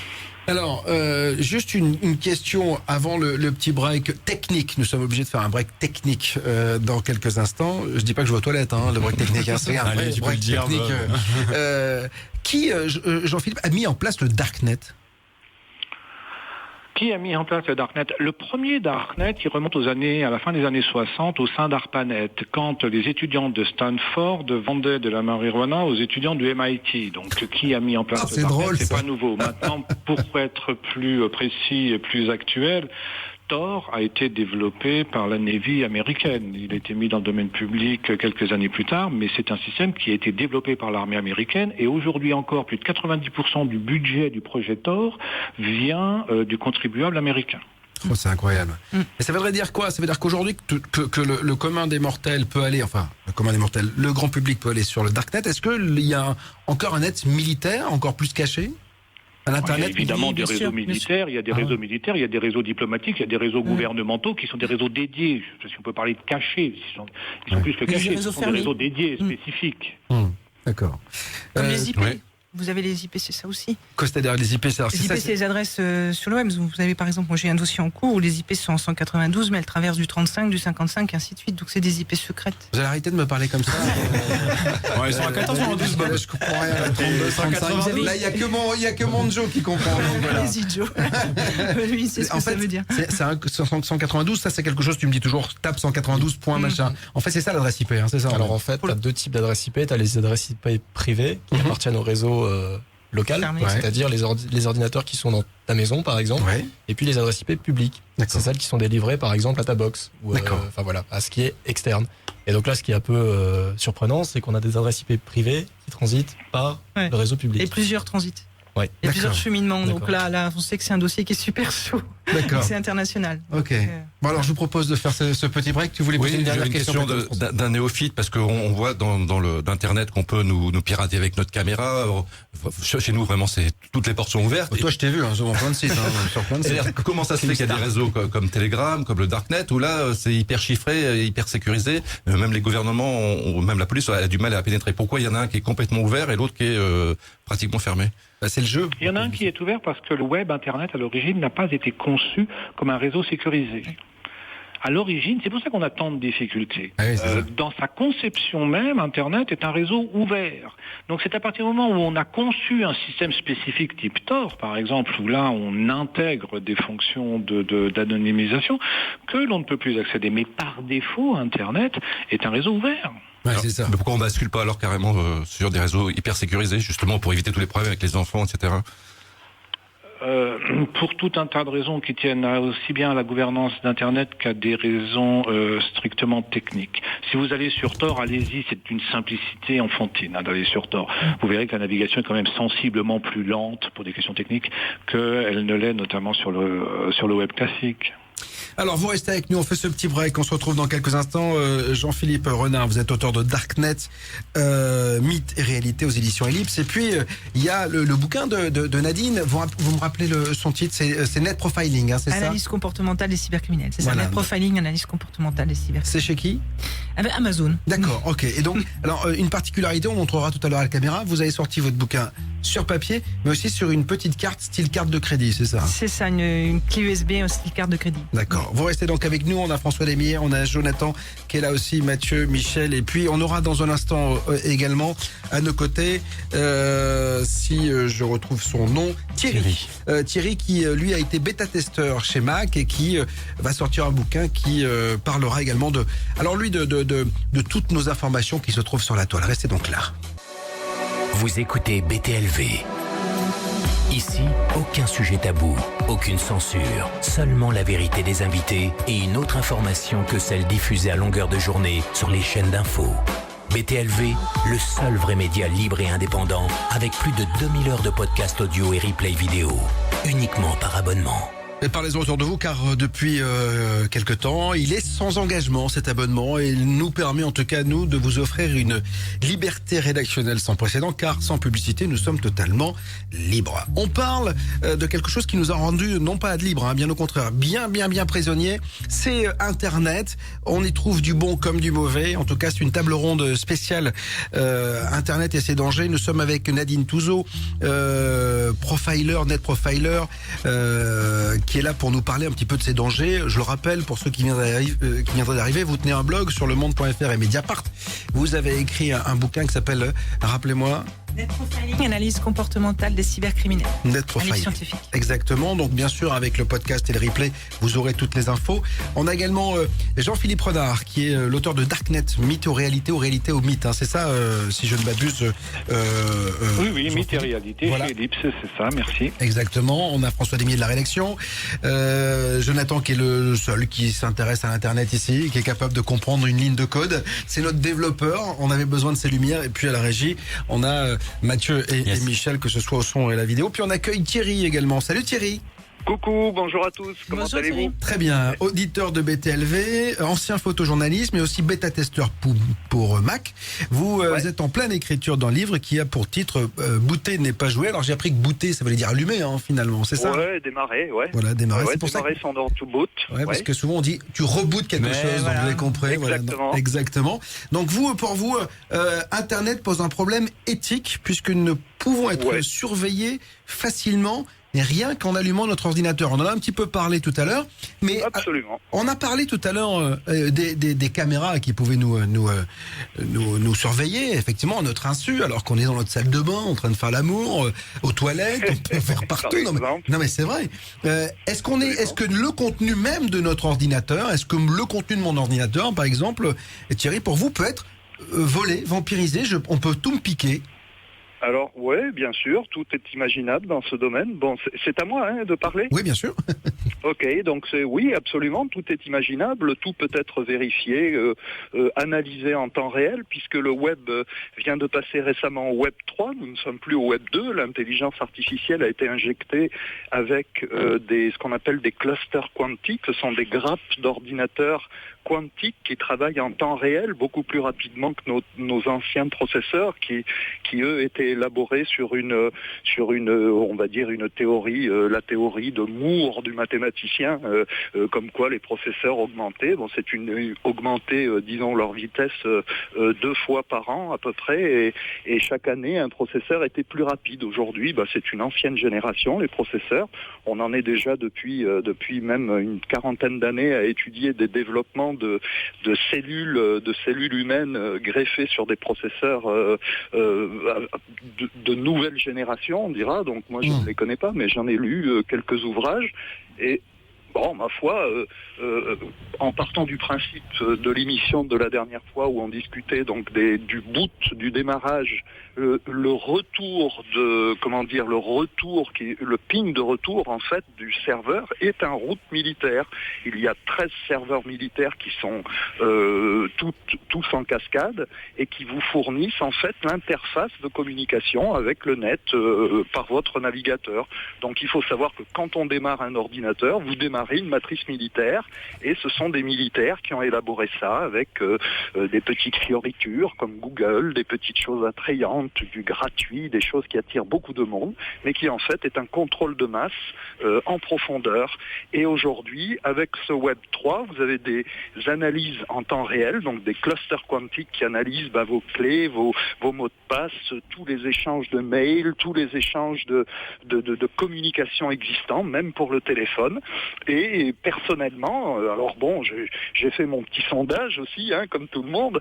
Bon, il y a des gens que cela ne dérange pas du tout. Et moi, personnellement, ça me pose un petit problème d'éthique parce que remettre mes clés à un inconnu, ça me gêne. Donc, à ce sujet, si vous voulez, au niveau du gouvernement entre guillemets mondial numérique, j'ai intitulé le 2e chapitre de mon livre l'inconnu de la chambre 300, puisque toutes nos adresses IP sont gérées d'une suite dans un énorme hôtel en Californie, et cette entité s'appelle Yana, et Yana est dans une suite magnifique installée et pilote toutes les IP du monde entier. Et personnellement, je vous avoue que ça me pose un problème qu'on rentre, qu'on vérifie mes mails, qu'on regarde un petit peu ma vie privée, etc., qu'on me trace, et qu'en temps réel, on analyse toutes mes données et toutes mes connexions également. C'est une chaîne de Ponzi. Chaque contact a des contacts qui ont des contacts, etc., etc. Et toutes ces analyses, sont effectuées en temps réel. Moi, ça me défrise un petit peu. Voilà. Ça veut dire que finalement, vous êtes en train de me signaler sur BTLV que quoi que je fasse, on peut le savoir. Oui. Absolument. Je vais y aller, moi.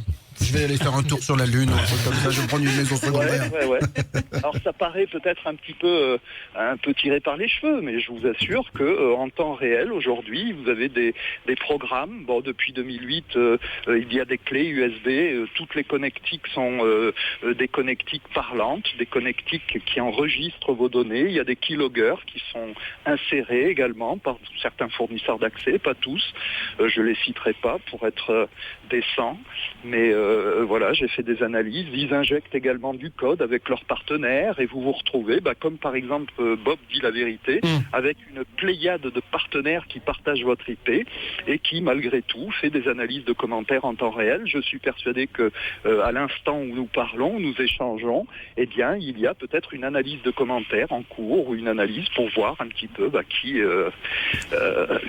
je suis, qui vous êtes, qui est BTLV, etc. Bon, c'est hallucinant, ce sont des analyses. Ça peut être sympa quand on n'a rien à cacher, mais...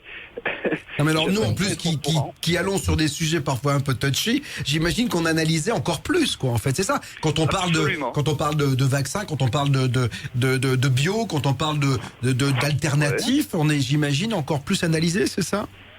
On est toujours analysé, monsieur, mon ami. C'est mon prénom, c'est moi, c'est Bob. Tu l'écoutes juste tous les soirs depuis des années. Tout le monde m'analyse, personne connaît mon prénom. C'est dramatique. Attends, j'ai pas reconnu ta voix parce que moi. C'est drôle. Je plaisante, Thierry. Figurez-vous que Bob, je l'écoute depuis Bob, Lisa et Martin. Oh là là, quand j'étais jeune, sur Fun Radio, là, ça remonte à très très loin. Ça, ça remonte à très longtemps. J'ai pas reconnu ta voix, Bob. Désolé.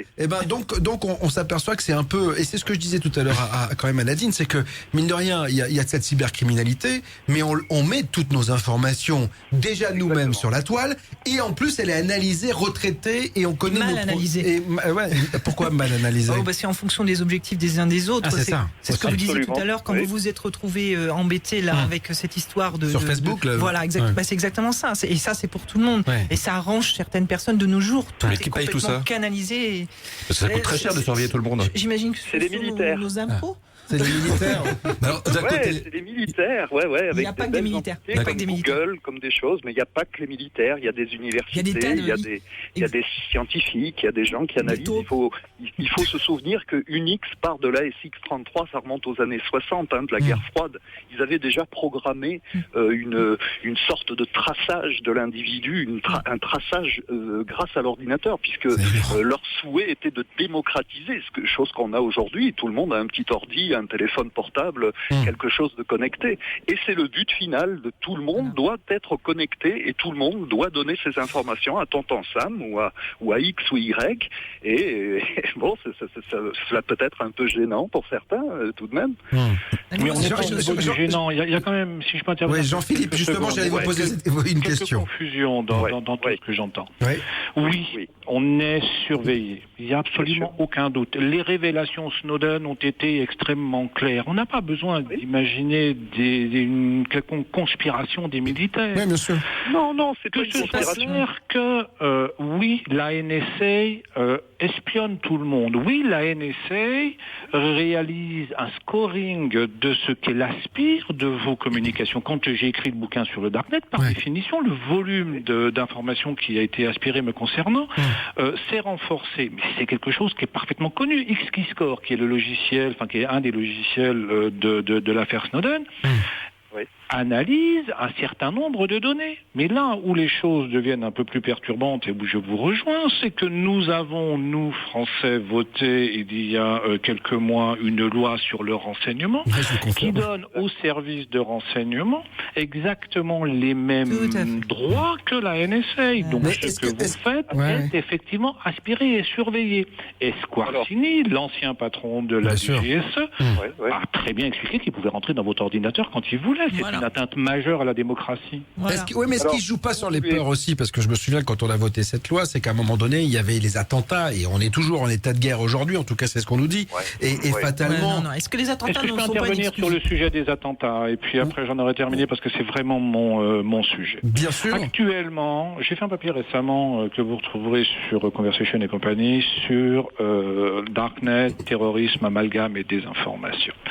Actuellement, le lien entre Darknet et terrorisme existe, mais de la même manière que les terroristes utilisent le courrier postal et utilisent tout un tas d'autres moyens, tout ce qu'il y a de plus classique. Juste 2 points. Le fait pour les services de sécurité et pour le ministre de l'Intérieur de pointer le Darknet n'a d'autre objectif, et c'est nullement une mise en cause de la qualité de leur travail et de leurs résultats. Ils sont dans une situation très difficile. Ceci relève essentiellement de l'écran de fumée, parce qu'il y a des échecs, par définition il y a des attentats, et il est très facile pour le grand public de dire regardez, c'est le grand méchant Darknet. Alors que le Darknet est un outil au service d'abord et avant tout des libertés. C'est quand même quelque chose qu'il faut absolument que l'on ait à l'esprit. Le deuxième point, c'est le fait que nous nous autocensurons. Les jeunes en particulier s'autocensurent parce que se savent surveiller. Une société qui s'autocensure est une société qui perd toute capacité d'innovation. Est une société qui, comme l'a répété Deleuze dès les années 90, ne pourra s'en sortir que si elle réussit à créer des interrupteurs de non-communication, des vacuoles pour échapper au contrôle. Le Darknet, c'est ça. C'est pas seulement le terrorisme, c'est pas seulement le trafic. C'est le moyen d'échapper à cette surveillance de masse qui conduit à une forme d'autocensure et qui conduit à la stagnation du corps social et qui conduit en fait progressivement à une forme de dictature molle. Et je suis tout sauf un révolutionnaire quand je dis ça. Ce que le grand public doit comprendre, c'est ça. Tout à fait ça. Thierry, tu voulais rajouter quelque chose? Oui, absolument. Bon, je suis absolument d'accord avec ce que vient d'évoquer l'intervenant. Je n'ai pas son nom en tête. Jean-Philippe Renard. Jean-Philippe Renard. Bon, parfait. Tout ce que vous avez dit, c'est absolument juste. À la seule petite chose, c'est que, comme je disais tout à l'heure, les clusters quantiques sont des ordinateurs qui permettent donc en temps réel une analyse. Donc ce que je veux dire, c'est que tout simplement, au jour d'aujourd'hui, il faut considérer Internet de manière différente si nous voulons être protégés, je dirais protégés au niveau de notre identité pour ceux qui ont peut-être des données sensibles à envoyer ou pour ceux qui ont des rotations particulières sur leur serveur, des comptes, des grands comptes, des choses comme ça. Et ces analyses, en fait, injectent du code dans votre propre code. On peut vous injecter par Internet, par une mise à jour Internet, un rootkit qui va permettre, par exemple, de voir ce que Madame Kosciusko-Morizet a proposé au mois d'août pour que les fabricants intègrent eux-mêmes un backdoor dans le matériel, donc hardware, une pièce physique, une petite puce physique qui communique en temps réel et qui n'est accessible que par le gouvernement et non par l'utilisateur. Donc, la chose est simple. Quelqu'un, par exemple, qui est en Syrie actuellement, j'ai des amis qui font des photographies, qui communiquent, qui passent par Tails, donc un sous-produit de Tor. Tor est un navigateur qui permet, si vous voulez, de noyer les IP, de changer d'identité en temps réel, en fait. Et les casseurs quantiques, donc des casseurs de clés, en temps réel, peuvent analyser et définir le nœud de sortie du dernier, si vous voulez, serveur de Tor, qui lui, c'est le point en fait qui blesse chez Tor, c'est un serveur qui émet des informations en clair. Alors, ces serveurs quantiques peuvent analyser en temps réel, donc, et aujourd'hui, pour vraiment se protéger, eh bien, on ne peut plus rester en connexion permanente. D'ailleurs, chacun peut le constater, s'il veut accrocher une petite Wi-Fi, au bout de 15 ou 20 minutes, une demi-heure, la session expire et il doit se reconnecter avec ses identifiants. Bon, ça, ce sont les nouveautés actuelles, mais aussi ceux qui essayent de se protéger d'une manière efficace ne peuvent pas rester connectés plus de 25-30 minutes avant, peut-être, entre guillemets, s'ils sont pistés ou je ne sais quoi, d'être analysés et de savoir réellement d'où part l'IP et où est située l'IP d'émission, quoi, en fait. Alors, Thierry, il n'y a pas forcément de nécessité d'ordinateur quantique pour vous repérer et vous identifier. Oui. Les relais de sortie Tor sont gérés par qui veut bien les gérer. Et on sait très bien que le gouvernement russe gère, c'est public, gère un certain nombre de relais de sortie. Quant au microcode, il est clair. Je suis perturbé par rapport à votre approche de quantique, mais je ne vais pas rentrer dans ces détails techniques. En revanche, il est vrai, c'est incontestable que la NSA, notamment, contrôle le firmware de certains routeurs, c'est-à-dire que votre box, pour faire simple, c'est pas le cas de la box, mais peu importe, peut contenir du code qui envoie directement vos infos à la NSA. Et ça, c'est un fait objectif et connu. On a des photos et on a des analyses des logiciels. Monsieur Renard, je vous dis juste une petite chose par rapport à ça. Absolument, la NSA contrôle, mais la NSA n'apparaît pas dans les 13 serveurs de route. C'est plutôt l'organisme de la NASA et les supraconducteurs qui apparaissent, différentes universités de Berkeley, par exemple une en Californie et une autre qui est située à Washington. Ce sont des serveurs, d'ailleurs sur le site que j'avais communiqué, www.AnonMac User World Alert, il y avait donc toutes les adresses qui étaient répertoriées, puisque moi j'ai mis presque un mois à répertorier toutes ces 8000 adresses qui ont une main en super administration, donc au-dessus de vos droits et qui permettent donc l'accès comme ils veulent. Ils rentrent comme dans un petit moulin. Moi, je voulais juste vous poser une question à tous. Là, pourquoi ce sont toujours les Américains qui sont derrière tout cela? Non, faut pas l'oublier. Il n'y a pas que les Américains, Nadine? Je suis pas d'accord. Non, bien sûr que non. D'abord, je trouve qu'on ne parle pas assez des Chinois et des Russes là, sur le sujet, même si on parle un peu des Russes. Mais enfin, là, on parle beaucoup de la partie technique. Ce qu'on oublie, c'est que ce sont des êtres humains qui sont derrière tout ça. Et toutes les approches qui ont été faites jusqu'à présent sur la cybercriminalité, c'est de technique à technique. Mais ça laisse une longueur, voire 2 longueurs d'avance pour les hâtes, de pouvoir réagir et faire des choses derrière. Et on a tendance aussi à transposer notre comportement dans le monde réel de la même manière qu'on le transpose dans le monde virtuel. Or, c'est pas du tout le cas. C'est absolument pas ça. Il y a un ensemble de différenciations qui font partie des travaux que j'ai développés justement, notamment une partie qui sont écrits dans mon livre, et de plusieurs théories qui expliquent qu'on a plusieurs différenciations comportementales qui sont dans le monde virtuel, dont certaines peuvent se reproduire dans le monde réel. Et c'est là-dessus, à mon avis, qu'il va falloir un petit peu plus aller que sur la partie technique, parce que, comme on l'a dit, on peut noyer tout, les IP, les machins, on peut faire tout un tas de trucs, on fait un tort et on fait un autre en dessous et ainsi de suite, et ça continuera. Ils sont très ingénieux, ces cybercriminels, mais pour les appréhender, si on ne comprend pas que ce sont des êtres humains et que ce sont des êtres humains qui vivent différemment que dans le monde réel, qu'ils ont leur propre code, leur propre langage, qu'ils ont créé d'ailleurs leur propre univers, si on ne comprend pas ça avec leur différenciation, parce qu'il y a des tas de différenciations en fonction d'eux, des transpositions de la délinquance dans le monde réel et dans le virtuel, qui ont fait aussi une différenciation comportementale, si on ne comprend pas ça, on ne les apprendra jamais et on ne comprendra pas encore plus ce qu'ils vont pouvoir développer derrière. D'accord.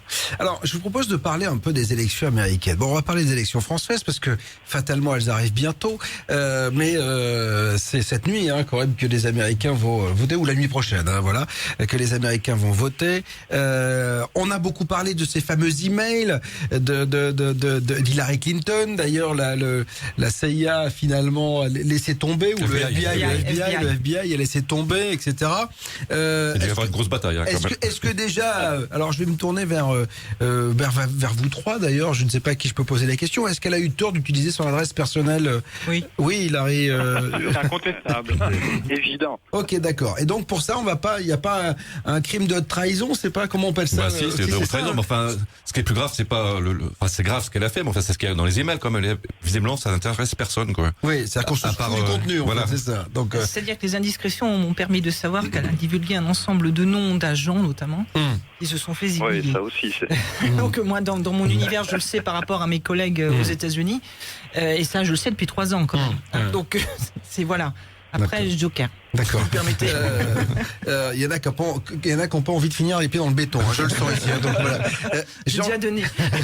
Jean-Philippe Renard, est-ce que les Américains, là, par exemple, aujourd'hui, le Darknet peut avoir une incidence sur les résultats des élections américaines? Tout peut avoir une influence sur le résultat des élections américaines, vu qu'a priori c'est relativement serré. Mais le Darknet, la problématique du Darknet n'est pas à relier au résultat des élections américaines, non, pas particulièrement. D'accord. Mais on peut pas avoir une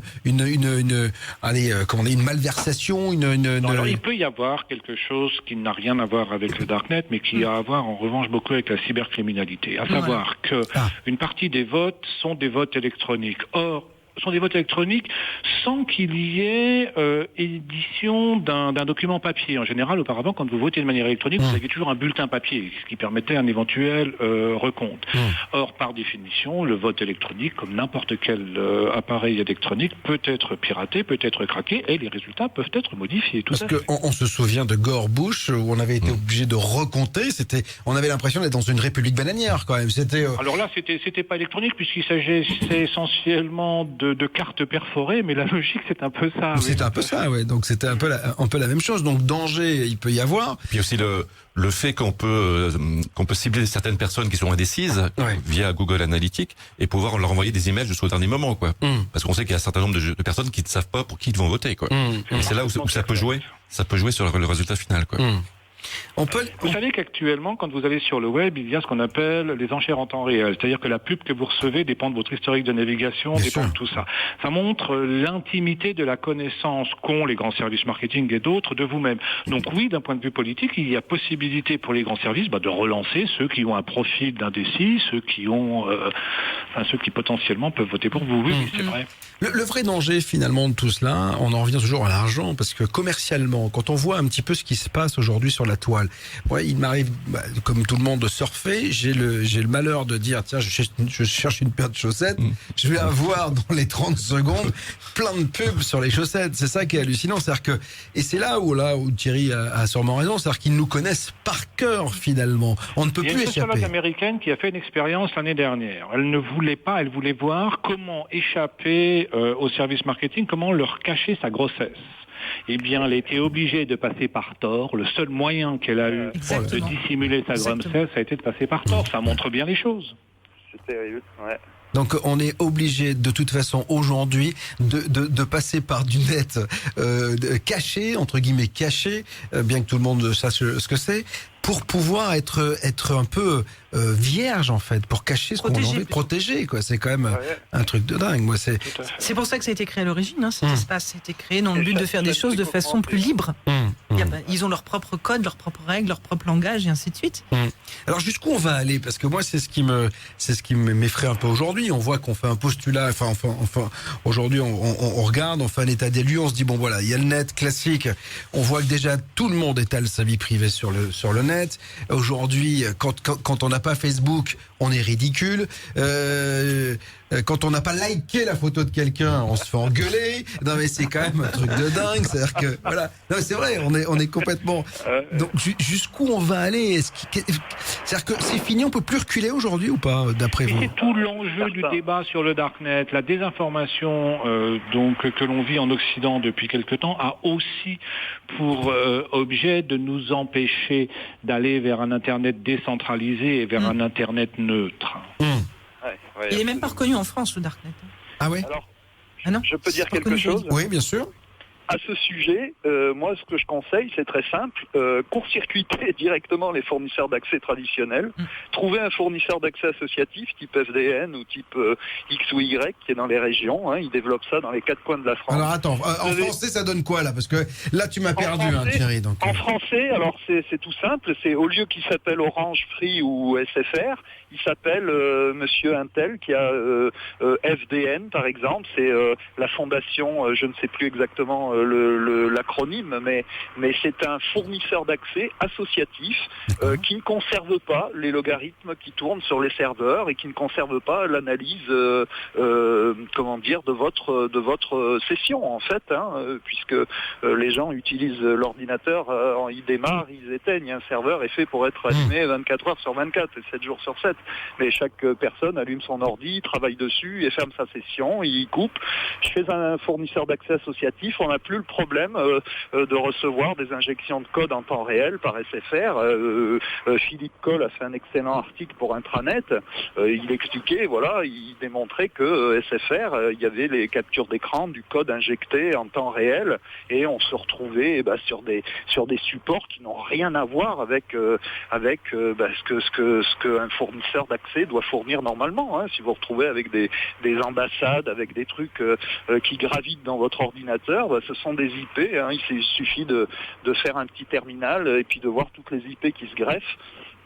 Alors mettre un petit firewall de sortie pour éviter aussi que vos informations quittent votre ordinateur sans que vous le sachiez.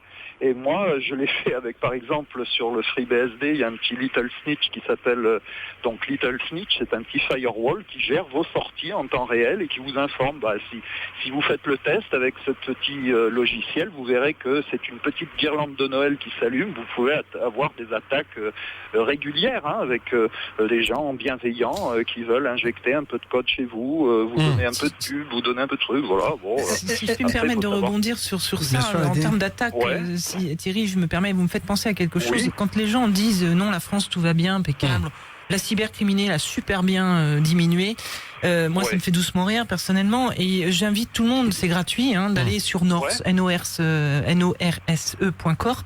C'est un logiciel qui a été développé par les Américains. Il y a le même du côté russe notamment, et vous voyez en temps réel les attaques. C'est tout bête, c'est excellent, et ça vous donne. J'y suis allé ces derniers jours parce que il y a quelqu'un au Luxembourg qui a dit non, tout va bien en France, toujours bisounours, on n'est pas attaqué, tout va bien.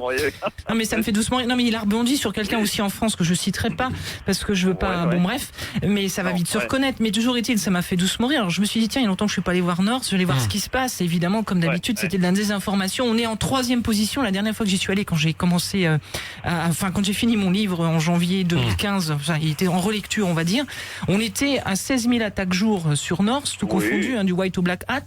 Là, on est passé, quand je l'ai sorti mon livre en novembre 2015, on est passé à 18 000, c'est ça? Et là, on est à 23 000. Donc merci bisounours. Je suis désolé, il faut arrêter de mentir aux gens. Non, on est vraiment une grosse cible. Est-ce qu'on peut savoir, par exemple, notre site, est-ce qu'on peut savoir, puisque je crois que Thierry, tu l'as regardé, tu as vu qu'il y avait. Absolument. Est-ce qu'on peut savoir si nous il y a des gens qui veulent hacker notre site? Est-ce qu'il est possible d'avoir comment, pardon? Un petit botnet, Thierry, non? Comme je disais tout à l'heure à Jean-Philippe, aujourd'hui il faut appréhender l'Internet d'une autre manière, avec une autre hygiène de vie, entre guillemets, pour se connecter. Alors, moi, c'est un peu particulier parce que j'adore ça, c'est mon dada, donc j'aime bien voir des pirates qui s'accrochent et qui essayent d'injecter quelques virus, quelques bidules. Alors, c'est tout simple, j'encourage tout auditeur, j'encourage tout utilisateur à utiliser un lien qui s'appelle Robtex, ROBTEX, et dans la page proposée par exemple sur DuckDuckGo, c'est un moteur de recherche, ou sur Startpage, des moteurs de recherche qui ne conservent pas les logarithmes que vous effectuez au niveau des ordis, de rechercher donc Robtex IP Tool. C'est un outil qui permet de cibler l'IP et de tracer une carte réelle du serveur d'émission au serveur de réception, et à ce moment-là vous avez en temps réel toutes les unités qui sont connectées à votre IP ou qui partagent elles-mêmes votre IP. Alors pour Bob, je vous dis la vérité, vous avez actuellement à peu près 200 personnes qui partagent la même IP que Bob. et qui peuvent injecter donc à tous les auditeurs, tous les gens qui font des commentaires, tous les gens qui interviennent et qui sont connectés, qui peuvent injecter évidemment du code, de la pub, de ci, de là. Personne n'est protégé. Et on peut extrapoler, hein, on peut dire j'ai des virus, vous proposez la solution après en vous disant attendez, j'ai une super solution pour vous soigner le petit bébé, le petit ordinateur. Voilà, c'est tout simple. Vous faites un petit Roptex, vous analysez votre réseau et à ce moment-là vous vous connectez quand le champ est libre ou quand vous estimez qu'il n'y a pas de danger. Bon, alors juste je vais me tourner vers notre développeur qui est jeune. Oui, on peut savoir quand on est attaqué. Ensuite, attention, il y a attaque et attaque. 90% des attaques, ce sont simplement des robots qui parcourent le net et qui essayent de trouver vos mots de passe. C'est pas des gens qui sont en train de vous attaquer derrière votre ordinateur. Oui, il ne faut pas psychoser ou psychoter quand même un petit peu trop parce que sinon on n'en sort plus après quand même. Sinon, de toute façon, il n'y a pas suffisamment de cybercriminels de pouvoir le faire. Hein. Non, c'était moi, c'était Bob. Donc, c'était Bob, pardon Bob, je ne reconnais pas la voix. Donc oui, absolument. Il ne faut pas psychoter tout le temps. Quoi, donc, non, mais il n'y a pas assez de cybercriminels pour le faire non plus. Voilà. C'est pas fort. Même tout à l'heure, vous parliez du Darknet. Le Darknet, c'est un outil. L'origine, c'est-à-dire le créateur d'Internet, Tim Berners-Lee, qui lui l'a inventé au CERN suite au protocole TCP/IP de Ken Thompson, qu'il avait reçu en 74. Il a continué à le développer. En 93, ils ont offert la technologie Internet à tout humain. Le CERN a offert. Il a fait une conférence de presse. Le web, pas Internet. Le web, le 3W, oui, World Wide Web. Ils l'ont offert. Et évidemment, il a été récupéré, il a été segmenté, et évidemment, il faut qu'on paye pour toute une... Et l'ONU, en plus, en 2012, a dit qu'il faudrait considérer, tout à l'heure, vous parliez de droit virtuel et de droit réel. Il faudrait, que le droit virtuel s'accorde sur le droit réel. Mais on en est loin, puisque nous sommes devenus comme monsieur Jean-Pierre Dick avait fait une conférence de presse en expliquant qu'on était des petites perles. Bon, en réalité, on est des petits clusters qui font partie d'un énorme serveur, d'une matrice. Bon, voilà, c'est Big Brother. Je vais me tourner vers Jonathan, notre développeur. Est-ce qu'on est un peu protégé, nous, ou pas? On fait ce qu'on peut. On essaye, on fait ce qu'on peut. Alors, c'est pas gagné. En fait, je voudrais juste reprendre ce qui a été dit avant. C'est vrai que la majorité des attaques sont pas ciblées. C'est des robots qui parcourent le web pour essayer de trouver des sites mal protégés ou qui n'ont pas des notions de sécurité suffisantes. Après, ce qui peut être fait, c'est des attaques ciblées. Et ça, c'est très facile de commander ça, par exemple, sur le Darknet. On peut commander une attaque DDoS, par exemple. Donc, c'est-à-dire qu'on va envoyer un nombre très important de requêtes vers notre serveur jusqu'à ce qu'il sature, ce qui rend notre site inaccessible. D'accord. Donc, on essaye de se protéger comme on peut, mais aucun site est infaillible et il y aura toujours une vulnérabilité qui restera quelque part. Alors justement, on va faire le break et on va 2 secondes s'il vous plaît parce qu'il faut que je puisse faire avancer un peu l'émission. On va faire le break dans un instant. On va se retrouver juste après parce que effectivement personne n'est infaillible. La preuve, il y a une dizaine de jours, les grands serveurs américains ont été attaqués. Il y a eu une grosse attaque aux États-Unis. Ils ont été hackés. Donc on verra si on est protégé. Et je vous poserai à tous la question, est-ce qu'un jour un groupe de personnes peut prendre toutes les informations du net de tout un chacun et les balancer comme ça sur la toile de façon à ce que les gens sachent tout sur nous? C'est une bonne question. C'est Mathieu qui me l'a fait passer en papier, donc je rends à César ce qui appartient à César. Les bons plans BTLV. Cette année, pour la première fois, BTLV vous propose les premières rencontres du mystère et de l'inexpliqué d'hiver. Les 12 et 13 novembre prochains, découvrez 12 conférenciers exceptionnels, parmi lesquels l'astrophysicien Patrick Drouot pour les vrais dossiers X-Files américains, Jean-Marie Beuzelin pour les mystères de l'Atlantide, la mère révérende Élise pour l'exorcisme, Bleuette Dio et Gilbert Attard pour l'archéo-ufologie, Patrice Marty pour les crânes allongés. Quant à Anne Tufigo, elle contactera vos défunts dans une séance de médiumnité en live. Programme complet et réservation sur btlv.fr. C'est ce week-end, il faut absolument venir à Aix-en-Provence. Et oui, les gens me disent, mais j'ai été interviewé par France Bleu ce week-end. On me demandait pourquoi Aix-en-Provence. Je dis, on n'est pas fou, on est à Paris. On va dans le sud l'hiver. Donc voilà, Aix-en-Provence, ce sera à l'Hexagone. C'est ce week-end, le week-end qui arrive là.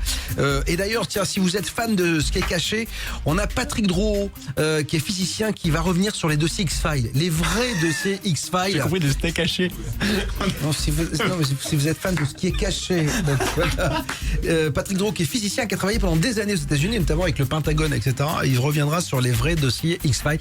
Comme dans la série X-Files, il y a eu des gens qui ont cherché à comprendre l'inexpliqué. Donc c'est ce week-end, 12 et 13 novembre à l'Hexagone. BTLV présente les lunettes Psio. Merveille technologique, les lunettes Psio vous aident à méditer, à vous relaxer, à vous régénérer. À l'aide des différents programmes, apprenez à lâcher prise pour mieux profiter de votre vie. Commandez dès maintenant vos lunettes Psio, profitez du code promo BOB et recevez en cadeau des programmes supplémentaires. Rendez-vous sur btlv.fr, onglet boutique. Salut, c'est Mathieu, je suis avec Gérard Grenet, chaman urbain, magnétiseur, radiesthésiste et formateur agréé. Vous l'entendez régulièrement sur l'antenne de BTLV. Alors Gérard, tu organises des séminaires, hein, c'est ça ? J'organise des séminaires à Paris, dans différentes provinces françaises et bientôt à Nouméa. D'accord, et il se passe quoi exactement dans tes séminaires ? Écoute, on va avoir un premier séminaire qui démarre le cursus, c'est l'apprentissage de la radiesthésie, l'apprentissage du pendule et tout ce qui va être inhérent au pendule, l'art vibratoire. Et ensuite, c'est le guérissage, c'est un gros cursus de théorie et de pratique. Il y a 8 jours de pratique en internat où on apprend le travail de guérisseurs, magnétiseurs, vont se greffer d'autres techniques, hein, des outils supplémentaires en passant aussi par les outils sacrés du chaman. D'accord, faut être initié à la base ou n'importe qui peut venir à ces séminaires ? Faut être très ouvert, faut avoir fait un petit chemin, faut avoir débroussaillé un petit peu son domaine spirituel et avoir une faculté énergétique que la plupart du temps je vérifie avant que les gens viennent au séminaire. Je vérifie le taux vibratoire de leur aura par exemple qui me donne une idée de leur réception vibratoire. D'accord, donc c'est parfait pour les auditeurs de BTLV finalement. Écoute, je pense que la plupart de ces gens feraient l'affaire. Bon, parfait. Alors pour en savoir plus sur ces séminaires, rendez-vous sur gérardgrenet.fr. gérardgrenet.fr, tout à fait. Il y a dans notre corps plus d'êtres vivants que sur toute notre planète. Pendant que vous écoutez BTLV, ils écoutent aussi. Ça prouve qu'ils ont bon goût. Alors je ne sais pas si ces êtres vivants ont accès à Internet. En tout cas, nous, c'est une table ronde spéciale danger de l'Internet que nous voulions réaliser avec Nadine Touzeau, avec Jean-Philippe Renard, avec Thierry, avec Jonathan qui est notre développeur, avec François Desmier. On aura peut-être tout à l'heure, avant la fin de cette émission, Daniel Prassas, qui lui est le gérant d'Allo PC24. On verra comment les gens, est-ce que, au travers lui et son expérience, que les gens sont au courant de tout cela, parce que c'est le commun des mortels qu'il va visiter. Jean-Philippe Renard, on parlait hors antenne de la cybercriminalité et on oublie souvent qu'il y a des hommes derrière. Qui sont ces gens? Mais est-ce que ce sont des tronches, des gens qui sont des surhommes? Parce que quand on voit, je suis allé voir Snowden d'ailleurs, je vous l'ai dit il y a une dizaine de jours, on voit que le mec il est quand même câblé, pas comme tout le monde. Il y a différents niveaux de cybercriminalité. Vous avez effectivement un certain nombre de tronches. Il y en a quelques-uns. Ce sont ceux notamment qui découvrent les fameuses failles Zero Day, c'est-à-dire les failles qui vous permettent d'accéder à un système et qui n'ont pas encore été découverts. Mais ça, cela concerne quelques groupes et quelques individus au sein de groupes. C'est relativement marginal. La masse de ce qu'on appelle les cybercriminels sont des gens qui utilisent des logiciels de hacking qui ont été développés par ces tronches. C'est ce qu'on appelle de manière péjorative souvent des script kiddies. Alors c'est-à-dire des gens qui utilisent un logiciel déjà écrit. Oui, il existe des tronches. Oui, ce sont les tronches, comme vous dites, qui développent les systèmes, mais c'est pas forcément elles qui les utilisent. En revanche, quand la mafia décide de monter tel ou tel réseau ou de monter telle ou telle attaque, et ben ma foi, elle finance telle ou telle tronche. Ouais, d'accord. Nadine, les voitures aujourd'hui, elles sont toutes connectées. Est-ce que on voit que il y a, j'ai vu du cybervol là, c'est-à-dire qu'en fait les gens n'ont même plus besoin d'aller avec le pied de biche, c'est-à-dire que le voleur classique il est au chômage, hein. C'est-à-dire que les mecs maintenant c'est les informaticiens qui vont se caler sur le moteur, ils ouvrent le capot, ils vont se caler sur le truc et ils volent la voiture et ils s'en vont. Les avions, tout est électronique aujourd'hui, on peut imaginer. Est-ce qu'un cybercriminel peut détourner un avion de son fauteuil chez lui? Est-ce que il peut provoquer un accident? Il peut se passer tout ça? C'est déjà existant depuis très longtemps en fait. Je me rappelle d'une affaire, je sais plus si c'est 2003 ou 2005, où il y avait un témoin très important justement pour contrer la mafia, qui avait été véhiculé, alors je sais plus si c'est FBI ou CIA, pour un tribunal, et la voiture elle a été fermée, transportée dans un endroit pour prendre feu. Donc c'est pas du tout nouveau, c'est absolument pas nouveau. On a eu plusieurs cas d'un train qui a fait 2,5 km dans le Maghreb dans le sens inverse sans conducteur, ça date à peu près de 3 ans ça. Il y a des avions qui se sont scratchés, il y en a eu plusieurs en Afrique et en France, la Germanwings. Il était très surprenant de voir que un suicidaire remonte l'avion face à une montagne. Quand on suicide, on le plonge plus tôt. Et quand j'ai fait son profil, j'ai très bien vu que oui, en effet, c'était une personne très perturbée psychologiquement, voire psychiatriquement.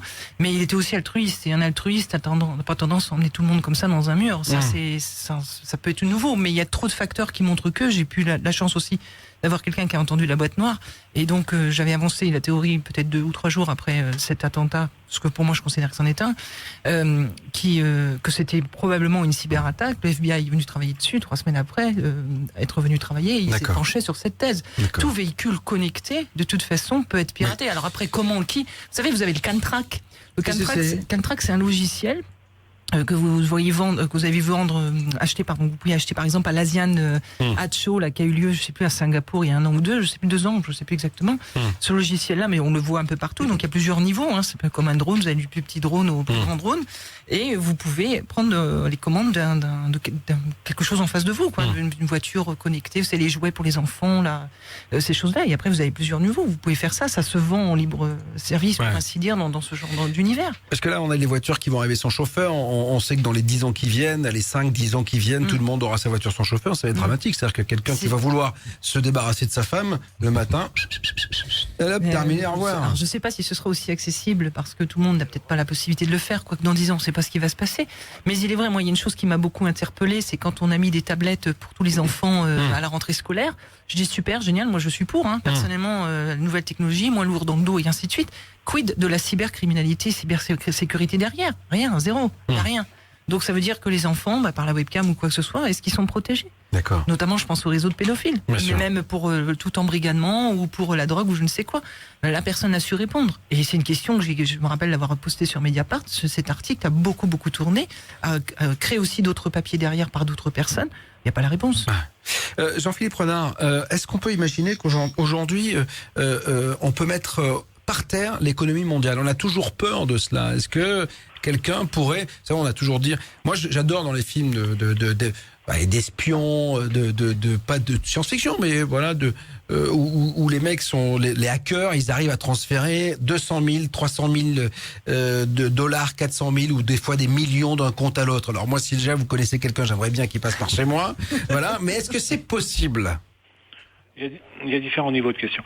Là, vous faites allusion à Mr. Robot. Et Mr. Robot, c'est des milliards et des milliards de dollars qu'il a transférés. Parce qu'en fait, il a carrément effacé les bases de données des banques. Bien. Le risque qui est pointé le plus fréquemment, c'est le risque industriel.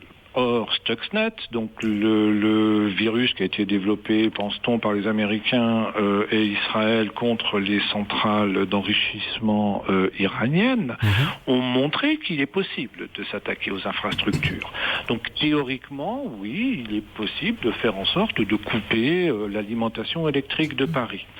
À titre personnel, j'y vois surtout la volonté de se faire peur. C'est-à-dire que les systèmes sont extrêmement redondants. J'ai du mal à croire que l'on puisse arriver à aller aussi loin, du moins de manière massive. Attention, on peut faire des vrais dégâts. On peut éventuellement modifier l'aiguillage d'un train. On peut faire des choses très graves, que ce soit clair. Mais de là à parler d'effondrement, il y a quand même un gap. Concernant le système économique... Ce qui se passe dans Mr. Robot, qui consiste en fait à effacer la base de données de la banque, mais aussi ses sauvegardes réparties à travers le monde, c'est théoriquement possible, c'est pratiquement quasiment impossible. J'y crois pas. D'accord. Parce que là, il y a eu un vrai problème. Il y a une dizaine de jours aux États-Unis. Il y a beaucoup de sites qui ont été hackés, des grands sites. Non, attention. Ce qui s'est passé aux États-Unis, c'est ce qu'on appelle une attaque DDoS. Une attaque DDoS, c'est une attaque de déni de service. C'est-à-dire qu'on a utilisé les faiblesses que pointait ma collègue il y a quelques secondes des systèmes connectés pour lancer en fait une attaque par déni de service. Qu'est-ce que c'est qu'une attaque DDoS? Une attaque DDoS, c'est une attaque qui consiste tout simplement à saturer un serveur, à lui envoyer tellement de requêtes qu'il ne peut plus répondre. C'est pas du hacking, c'est-à-dire que vous ne rentrez pas au sein du système pour piquer les numéros de carte bleue. Ouais, vous le polluez, quoi, c'est ça. Ouais. Vous le polluez. Le DDoS peut être considéré, c'était pas le cas là, puisque là en fait a priori c'était surtout une démonstration technique. Le DDoS est une forme contemporaine de manifestation, au même titre qu'auparavant on allait manifester devant le ministère. Maintenant les groupes peuvent aller manifester de cette manière-là, puisqu'il n'y a plus de possibilité de manifester de manière physique. Considérer le DDoS comme quelque chose d'illégal, comme un hacking, c'est tout simplement, et c'est ce que disait Thierry tout à l'heure, considérer que le droit au sein d'Internet est différent du droit à l'extérieur. Il y a un fantasme sur le DDoS et une désinformation massive. Alors, je vais m'adresser à Thierry parce qu'on va bientôt te libérer, parce qu'on va accueillir dans quelques instants Daniel Prassas. Oui. Juste une dernière question, c'est Mathieu, je la relais, hein, c'est celle qui va passer par sur le petit bout de papier. Est-ce que tu penses qu'un jour un groupe de personnes pourrait diffuser au monde entier sur la toile toutes les recherches de Mathieu, et Dieu sait si elles sont pornographiques, tous ces mails, toutes ces photos, voilà. Est-ce que ça, on peut tout balancer comme ça? Moi, j'en suis persuadé. Maintenant, ça a déjà été fait. Ça a déjà été fait, bien entendu. Je reviens sur ce que Jean-Philippe disait concernant l'Europe et le système économique. Il faut savoir que le logiciel SWIFT, qui pilote le pognon de l'Europe, il gère un petit pognon. Thierry. Ce logiciel a été, ce système, puisque c'est un système COS, un Core Operating System, a été piraté il y a 3 mois. L'attaque a duré, et ce n'était pas une attaque DDoS, c'était une attaque beaucoup plus prononcée sur des ports d'entrée. Ils avaient des entrées, tout ça. Les données économiques ont été modifiées. À l'issue, il y a eu également un problème avec Prism en Russie, et d'ailleurs M. Poutine a il a savamment acheté des machines à écrire, il est revenu au papier carbone pour son staff personnel. C'est énorme, c'est énorme. Bien vu, c'est énorme. Formidable. Et ce qui est encore plus hallucinant, c'est que nous avons quand même un président de l'Europe qui communique avec des peuples d'autres planètes et qui exprime au sein de son assemblée ses doutes, ses craintes, et ses consultations envers des peuples vers d'autres planètes. Il suffit de taper Juncker extraterrestre sur YouTube et tout le monde pourra constater la vidéo qui a été faite. On voit même Monsieur Nigel Farage qui est juste derrière avant le Brexit, et tout le monde semble tout à fait normaux au niveau du visage, impassible, etc. Moi, je pense sincèrement qu'au jour d'aujourd'hui, alors non seulement il y a des techniciens qui s'expriment là-dessus, qui disent oui, bien sûr, on peut prendre la main en temps réel sur n'importe quel ordinateur, vous modifiez, vous formatez, vous supprimez, tout ce qu'on veut, mais ce n'est pas le but pour l'instant. Pour l'instant, c'est tracer une carte mondiale des utilisateurs, et à la fois pour des utilisateurs dissidents, entre guillemets, politiques, journalistes, ou ce qu'on veut, et dans un autre esprit, c'est pouvoir tracer une carte en temps réel et gérer, donc voir les entrées, les sorties d'un tel, s'intéresser aux contacts, etc. Mais il faut aussi savoir qu'en France, nous avons la DGSE qui est comme un petit peu ce qu'on appelle dans le hacking, ils font en quelque sorte un man on the middle, une attaque au centre, si vous voulez. Donc toutes nos informations avant votre correspondant gravitent par un serveur militaire français de la DGSE, donc est analysé aussi en temps réel, vos contacts, vos SMS, vos mails. Alors DGSE, c'est la sécurité extérieure. En fonction des objectifs étatiques. Ils répondent à des ordres étatiques qui sont peut-être pas forcément ceux qui sont pertinents par rapport à ce qui se passe réellement. Je rebondis sur Swift. Ça a été très largement frôlé, ce sujet. c'est une affaire très très grave, parce que tout le monde a été infiltré et personne n'est vraiment rentré dans le sujet, mais c'est une infiltration extrêmement grave et qui n'est pas la première sur Swift. Et pour rebondir aussi, si on se rappelle bien de Mafia Boy en 2003, si je me rappelle bien, ou 2005, il a quand même planté 50 000 foyers, c'est 2005, hein, il a planté 50 000 foyers au Canada, parce qu'il voulait répondre à un de ses copains qui lui avait fait un virus, qui lui avait dit avant de lui envoyer, je vais d'abord le tester en grandeur nature. Il l'a bien testé, le garçon. Donc oui, c'est possible. De là à planter toute la terre informatiquement, je ne crois pas, mais de faire des dégâts bien plus importants que Mafia Boy. D'ailleurs, il y a des tas de choses qui ont été faites parce que Swift, pour moi, Swift, c'est une ampleur bien plus puissante que Mafia Boy, mais bien plus sournoise.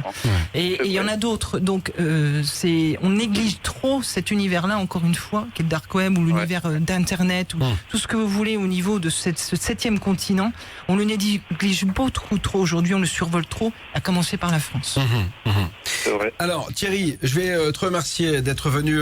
On avait fait une petite émission, juste un petit passage il y a 2 mois sur BTLV, tu avais été remarqué et c'est pour ça qu'on voulait absolument t'avoir ce soir. C'est très sympa. Bon. Je vous remercie à tous et je vous souhaite une bonne fin de journée. Merci. Plaisir, Thierry. Et n'hésite pas à nous prévenir quand Boutet n'est pas joué, sera disponible à la vente. Merci 1000 fois. Dites-moi, capitaine, parmi toutes les planètes de cette galaxie, comment se nomme celle qui est toute bleue? Les humains qui la peuplent l'appellent la Terre, mon général. Peut-on la détruire pour en tirer de l'énergie?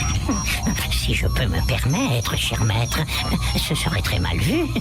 Toute la Confédération la protège. Et pourquoi donc? C'est la seule planète sur laquelle on peut écouter BTLV, mon général. BTLV. Alors, épargnons-la. BTLV. Bienvenue à tous les extraterrestres qui nous écoutent. Et peut-être par le net. Voilà, dans tous les cas, on va avoir Daniel Prassas dans quelques instants pour en savoir plus sur lui, sa façon de traiter l'internet, parce que il est gérant d'Allo PC24. Alors c'est vrai que là on n'arrête pas, ça fait 2 heures qu'on parle de gens qui sont plutôt professionnels, qui sont très très brillants, mais il y a le commun des mortels. Lui, comment il agit face à ça? En tout cas, je voudrais juste vous signaler que selon Médiamétrie, la France compte 47,6 millions d'internautes. C'était en juin 2016 que 69 444 heures de films sont regardés sur Netflix, 150 millions d'emails sont envoyés, 1389 demandes de cours sont traitées par Uber, 527 760 000 photos sont partagées sur Snapchat, 51 000 applications sont téléchargées sur Apple Store, 203 596 $ de chiffre d'affaires sont réalisés par Amazon. Vous imaginez, 120 nouveaux comptes sont créés sur LinkedIn. Tout ça, c'est en 1 minute. J'ai oublié de dire. C'est en 1 minute. Donc c'est juste en 1 heure ou un jour. 1 minute. 347 220 de tweets sont publiés sur Twitter. 38 194 posts sont partagés sur Instagram. Enfin voilà, c'est juste hallucinant. Énorme. Donc 701 389 connexions sont effectuées sur Facebook. Enfin, c'est juste hallucinant quand on regarde les chiffres à l'échelle et ça, c'est en France. J'imaginais quand même à l'échelle du monde. Donc voilà. Donc on a Daniel Prassas qui est avec nous. Bonjour Daniel, ça dépend à quelle heure on nous écoute et de quel pays on nous écoute. Ravi de vous accueillir. Bonsoir, merci à vous, merci de m'accueillir sur votre plateau. Alors, Allo PC24, vous êtes passionné d'informatique. Depuis plus de 10 ans, vous avez décidé d'en faire votre métier dans un marché très concurrentiel et segmenté de l'assistance informatique. Vous, à domicile notamment, vous cherchiez à positionner Allo PC24 comme leader dans ce secteur d'activité. Moi, je voulais vous poser des questions parce qu'on a quand même une cybercriminelle, une net profiler. Une cybercriminelle. Une net profiler qui parle de cybercriminalité. Pardon. On a Jean-Philippe Renard qui a écrit Darknet. On a eu pas mal d'invités ce soir. Et je voulais vous avoir parce que vous êtes au contact de monsieur et madame tout le monde finalement, puisque l'assistance informatique, comment ils gèrent? Est-ce que les gens aujourd'hui sont au courant, puisqu'on parle de cybercriminalité, on parle du Darknet, de tout ce que l'on trouve sur la toile, est-ce qu'ils sont au courant de ce qu'ils ont entre les mains? Écoutez, pour être très franc et avoir vraiment pas mal d'interventions informatiques, il est vrai que ce qui sort de ce qu'on constate sur le terrain, c'est pas tout à fait ce que l'on croit en réalité. Le danger, les personnes le savent en général, mais ne savent pas réellement comment le traiter, comment faire en sorte de ne pas tomber dans le panneau. Donc il y a une connaissance du problème qui est la cybercriminalité, puis tout ce qui s'ensuit au niveau des arnaques et des infections. Mais toujours est-il qu'il y a quand même une recrudescence assez importante de nombre de clients qui sont affectés par ces problèmes. Donc il y a un manque d'information, je pense, et surtout d'accompagnement par rapport à ces dangers et qu'il faut, je pense, améliorer à terme. C'est intéressant ce que vous dites là. Ça veut dire que finalement, c'est un peu comme si on avait dit tiens, prenez une voiture sans avoir le permis, parce que tout le monde conduit sa voiture sans savoir où elle peut aller, quoi. C'est ça. Tout à fait, exactement. Ils ont conscience qu'il y a un danger, mais ils ne tiennent pas forcément attention et puis continuer à utiliser Internet et leur ordinateur comme d'habitude, mais avec les risques qu'il comporte. Donc heureusement qu'il y a, je dirais, des informaticiens qui sont à disposition pour faire face à ces problématiques, mais il y a vraiment un problème d'accompagnement et je pense d'information. Qui devrait être amélioré, surtout l'information, tout à fait. Oui. Il y a vraiment un souci là-dessus. Je l'ai vu sur je vais juste citer un seul dossier qui m'a un peu choqué, mais qui est courant, qui est très courant dans nos dossiers, une entreprise lambda unipersonnelle qui est victime d'un ransomware. C'est quoi ça, ransomware? En fait, ils ont bloqué, c'est une infiltration, ils ont bloqué tout ce qui est lié, tout l'informatique en fait, globalement, et puis parfois vous avez une photo, parfois pas, ou un petit message qui vous dit si vous voulez débloquer, il faudra payer. D'accord. Voilà, donc alors là c'est un cas particulier parce que la somme était tellement petite que du coup j'ai pensé qu'il fallait aller vers tel endroit et on a trouvé d'autres ramifications, c'était bien ça. Ouais. Et en fait le procureur, on avait des éléments, j'avais l'investigateur numérique avec qui je travaille là, qui est expert auprès des tribunaux, et moi-même on a trouvé tous les éléments pour pouvoir bien commencer à monter son dossier au niveau du tribunal, et le procureur a requis que non, ça sert à rien, non avenu, on laisse tomber. En gros, on laisse tomber. Malgré tout ce qu'il y avait. Voilà, il y a un niveau d'information qui est extrêmement faible en France, très bisounours, excusez-moi d'être cru, mais c'est vraiment ça. Par rapport à ce qui se passe vraiment, parce que les gens, quand ça leur arrive, et je pense que c'est Daniel, votre prénom, je crois, vous avez dû vivre ça, c'est pourquoi nous. C'est pourquoi nous, pourquoi ça nous arrive à nous, comment on peut faire et ainsi de suite. Ils sont complètement perdus. Les forces de l'ordre ne sont pas suffisamment formées et informées. Il faut pas leur en vouloir, c'est pas de leur faute, c'est une question surtout de moyens. Et derrière, les tribunaux ça suit et ainsi de suite. Donc ce qui fait que les gens, les victimes, et il y en a, Dieu sait s'il y en a, sont complètement noyés par rapport à ça, savent plus comment faire. Et quand nous on leur explique, ils disent mais pourquoi on ne l'a pas dit? Voilà, et il y a vraiment une information et une éducation à faire sur le sujet-là. Oui, parce que j'imagine qu'il y a plusieurs niveaux. Il y a la grande cybercriminalité et puis il y a la petite délinquance, un peu comme dans la vie réelle finalement. Il y a Ginette Ledoux qui est chez elle dans le Larzac et tout d'un coup qui va se faire pirater sa carte bleue ou ces choses comme ça. J'imagine Daniel, ça c'est des choses. Voilà. Le cyberbullying c'est le plus important, c'est les arnaques au sentiment ou les arnaques à la webcam ou les arnaques à des fausses photos qui sont pas de vous mais on dit que c'est vous qui faites une partie de jambes en l'air ou je sais quoi. Il y en a plein de ça pour subtiliser de l'argent, ou ce que j'ai vu pire, c'est pour pouvoir dire derrière, eh bien, puisque tu peux pas payer, parce que c'est toujours des rançons pas possibles, tu vas nous donner des informations sur l'entreprise. Ah oui. Et moi, quand j'ai travaillé sur ces dossiers-là, les entreprises parfois de type Céveso n'ont jamais su qu'il y avait un employé derrière qui était victime de la cyberbullying. Ouais. Mais il y a plein de ça. Alors qu'est-ce que vous faites, Daniel, quand vous êtes face à ces gens qui sont en perdition, qui sont un peu paumés, qui se font soit piquer effectivement le numéro de carte bleue, soit hacker, soit ils n'arrivent plus à aller sur ordinateur, ou alors, moi je me souviens, il y a 3 semaines, j'ai dit à Jonathan, notre développeur, alors mes enfants sont allés, je leur interdis d'aller télécharger des films, et ils m'ont téléchargé un film, et mon Google Chrome avait été, mais alors j'en pouvais plus, donc il m'a enlevé tout cela. Mais on n'est pas armé pour cela. Heureusement qu'il était là, parce que j'y arrivais pas. Donc, et ça, c'est le problème que tout le monde rencontre, en fait, aujourd'hui. Exactement. Après, ce qu'il faut savoir, ça on l'apprend souvent en école de commerce, c'est que quand c'est gratuit, on dit tu es le produit. Donc, malheureusement, ces sites internet qui proposent de façon légale ou illégale des visionnages de films ou téléchargements directs sur l'ordinateur se rémunèrent à travers l'advertisement, donc la publicité.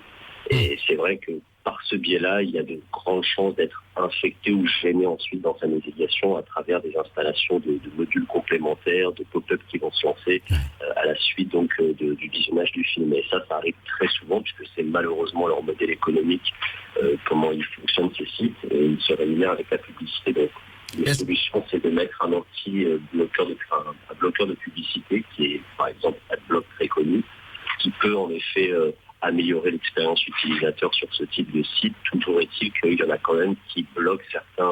Ah ouais. Parce que moi, ça passait quand même. J'avais mis AdBlock, Supra AdBlock, AdBlock 4, AdBlock 12, AdBlock 25. J'avais monté un menhir à côté de moi. Je me battais avec ça passait quand même. Donc voilà. Alors, attention, il ne faut pas multiplier les protections. Ça peut amener des problèmes.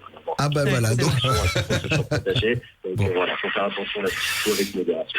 Bon, écoutez, c'est là-dessus qu'on va être obligé malheureusement de se quitter parce qu'on arrive au terme de cette émission. Merci Daniel Prassas, c'est vous que je vais remercier en dernier parce que vous êtes arrivé en dernier. Je rappelle que votre société s'appelle Allo PC24, donc si vous avez un problème, n'hésitez pas. Vous venez de la part de BTLV, tout est gratuit. Donc les prix sont les moins chers d'Île-de-France, voilà. C'est déjà gratuit. Eh ben voilà, super. Merci infiniment également à Jean-Philippe Renard. On rappelle que vous avez écrit Darknet, mythe ou réalité chez Ellipse, c'est ça si je ne m'abuse. Merci mille fois pour votre analyse, votre expertise. Merci, à Nadine Touzeau d'avoir été là. Alors Nadine, on va se retrouver mercredi parce qu'on va faire le profil de tous les candidats à la présidentielle. Ce sera en direct dans le live entre 18h et 20h. Ça va faire parler, j'en suis sûr. Merci à tous ceux qui sont passés également. Thierry dans la première demi-heure, Ghislaine également qui était avec nous. Ghislaine Bizot. À très bientôt. Merci à François Desmier, merci à Jonathan. Continue à nous faire de beaux programmes et à faire du code. Et tant que je comprends rien, c'est que tu es meilleur que moi. Donc voilà. À très bientôt. Merci Michel, merci Mathieu, merci Michel. Salut, ciao. BTLV, le seul vrai média libre et indépendant avec plus de 2000 heures de podcast audio et replay vidéo, uniquement par abonnement.